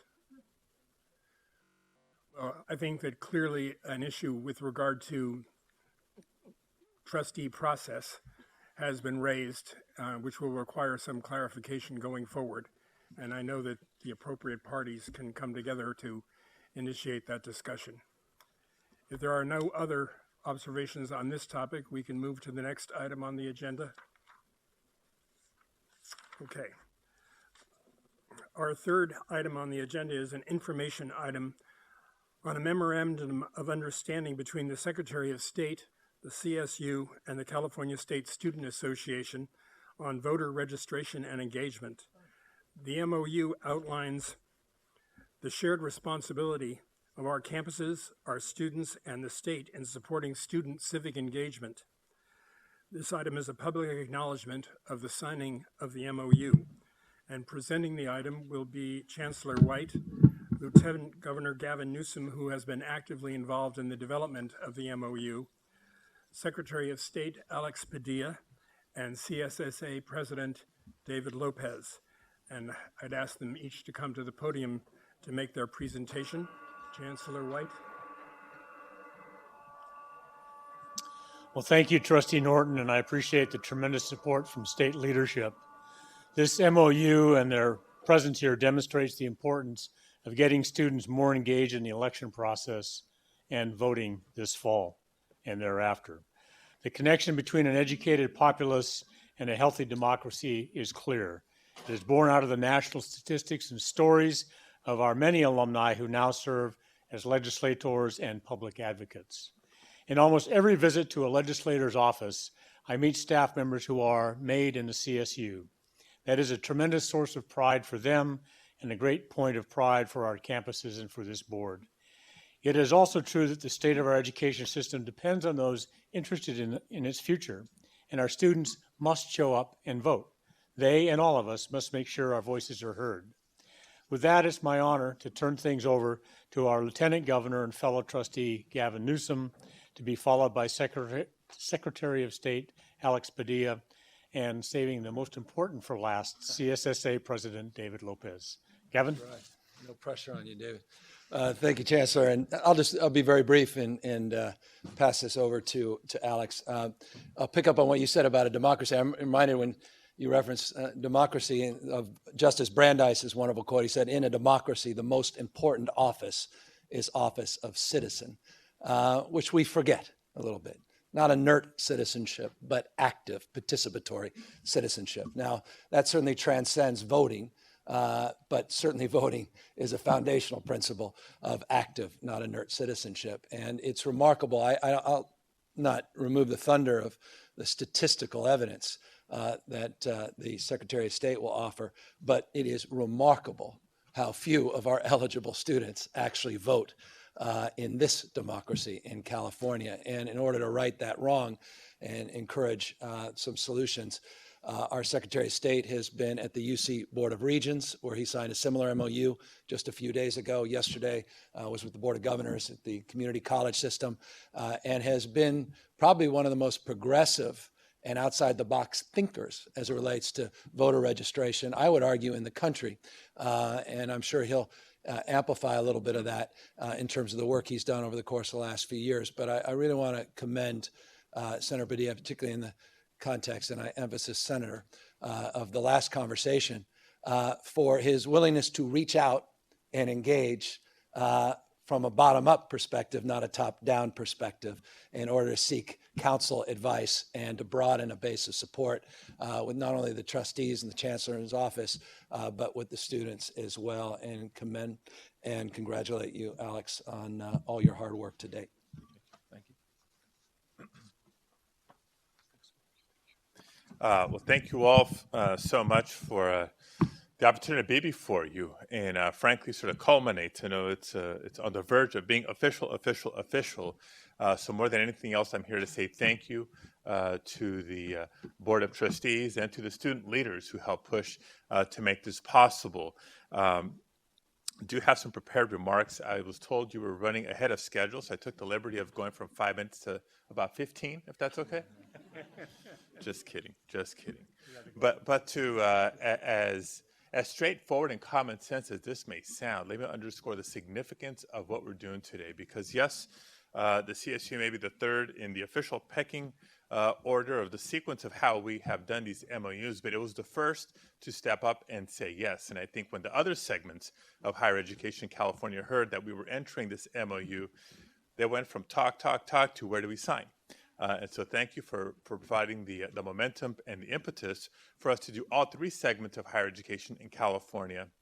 And frankly, as the most populous state in the nation, we're not only going to be the largest in having this formal arrangement and commitment to civic engagement, but I think we're the only one, period, in the rest of the country. So we're breaking new ground on doing this. And why is it important for us to work together to try to engage students in democracy, small d democracy?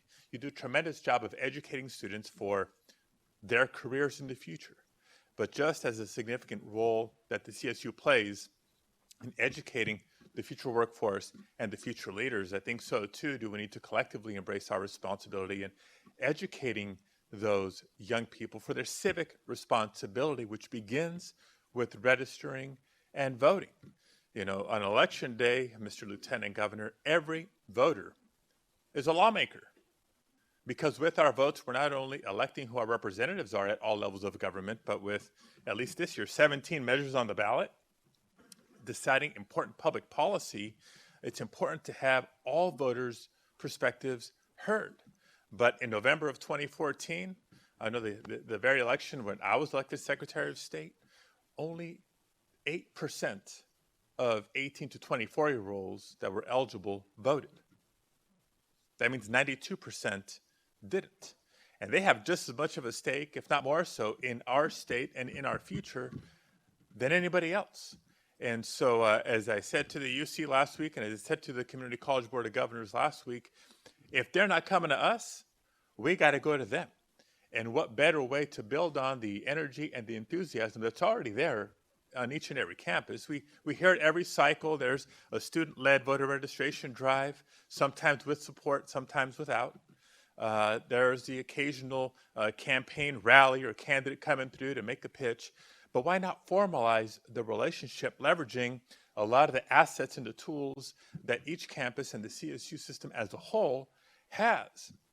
And so I want to rattle off just a couple of the things that we're formalizing through the MOU, because it certainly has been informed by groups like the California Student Vote Project, of course, the Chancellor's Office, other organizations like Common Cause and the Asian Pacific Law Center, and many others with proven strategies on how best to get young people not just registered and voting the first time, but on a regular basis going forward. Things like, how about we integrate a voter registration opportunity or process when a student is first enrolling for a campus, or signing up for their classes each and every semester.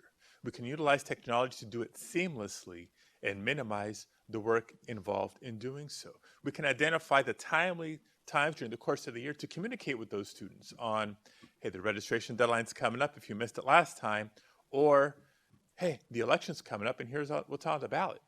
You know, we're trying to modernize the way we do our CSU work, and so we've captured a few emails and cell phone numbers along the way that gives you the power to blast out emails, not just to students, but to staff and other stakeholders, or text message reminders, any little thing we can easily do to help move the needle on those registration rates and those turnout rates.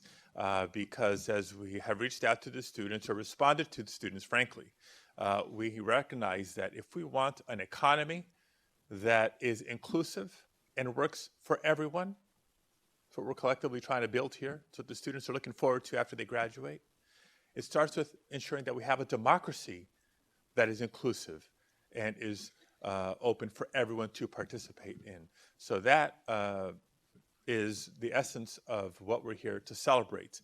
Not just an item before you for information, but a formal MOU that serves as a guide for what each and every campus can and will do to help empower their students, not just by selecting their majors and getting them to classes that they need to graduate in, if not 6, maybe 5, 4, but to prepare them to be our citizens and our leaders into the future. So with that, again, I want to thank you for your time and consideration and for your leadership and support as well. Thank you.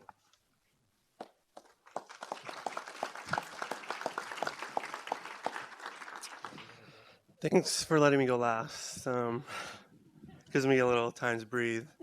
Good afternoon. I know it's been a long day for a lot of you here, especially the trustees who's been here since 8 in the morning. I didn't have to be here till 9:45, so thank you for that. But this memorandum of understanding is the first of its kind, and a good first step to increase voter and civic engagement throughout the CSU. With support from the Secretary of State, this collaboration will enable administration and staff on individual campuses to engage with students directly to increase civic engagement. Working through the CSU system to increase voter turnout is our greatest opportunity to create a more informed and civically active state of California. We must understand that the millennial generation, who are those born between 1978 and 1996, is the largest generation in history, with the exception of the baby boomer. Both generations make up our CSU student community, have experienced many significant, unique, historical challenges, and will be key components in our 2016 election. We do have our work cut out for us. Only 52% of eligible California youth between 18 and 24 were registered to vote in 2014, and only 8% of the eligible youth went to the polls. During the same year, with only 0.3% of public higher education students in California were registered through online voter registration opportunities. This MOU seeks to improve these outcomes through some of the following methods. Each CSU campus is encouraged to provide voter registration opportunities during student move-in day and send at least one all-campus email regarding voter engagement. For example, just last week, I logged onto my campus portal and was notified that I can register to vote on my student center. As someone who majored in political science, my nerdiness came in. I took a screenshot of that and I sent it to one of my friends. Additionally, CSSA agrees to support the CSU in developing and implementing comprehensive plans on each campus to increase student engagement. CSSA also will provide an online voter registration platform and links that can be used by students. In an effort to achieve these goals, CSSA is already creating meaningful partnerships with organizations focused on student engagement. For example, CalPERG came to our CSSA plenary meeting this weekend to present on civic engagement. This MOU comes after an active year in voter and civic engagement activities. This past year, our governmental affairs team made many efforts to create an online voter registration website that gives our students easy access. Also in the June primary election, CSSA ran a social media campaign to remind the students to register to vote. This social media campaign was focused on all political parties, ranging from Jill Stein and the Green Party, to Donald Trump and the Republican Party, to Hillary Clinton and the Democratic Party. This MOU will help us all to take worthy and valuable steps to engage our students. We want them to know how crucial their vote and voice matters. CSSA looks forward to continuing these conversations to increase civic engagement efforts, and we are very excited to see this MOU up and running. Thank you.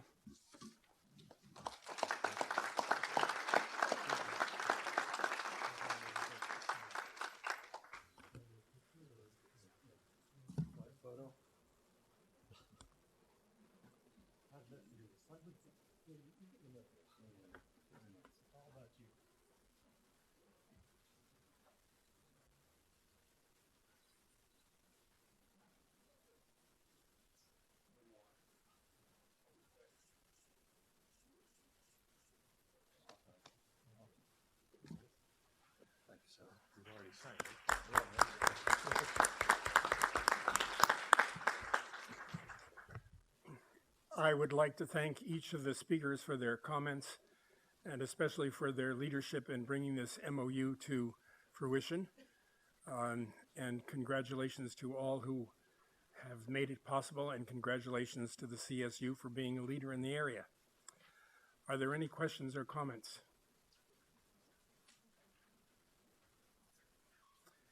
If there are none, Chair Eisen, that concludes the work of the Governmental Relations Committee, and I hope that the chair appreciates our effort to extend the discussion.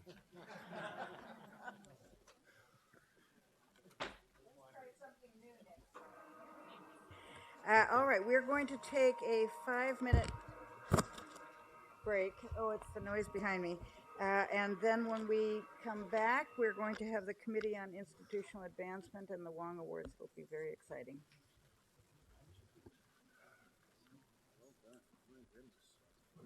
Yeah. Never know what you're getting into at these meetings, you know.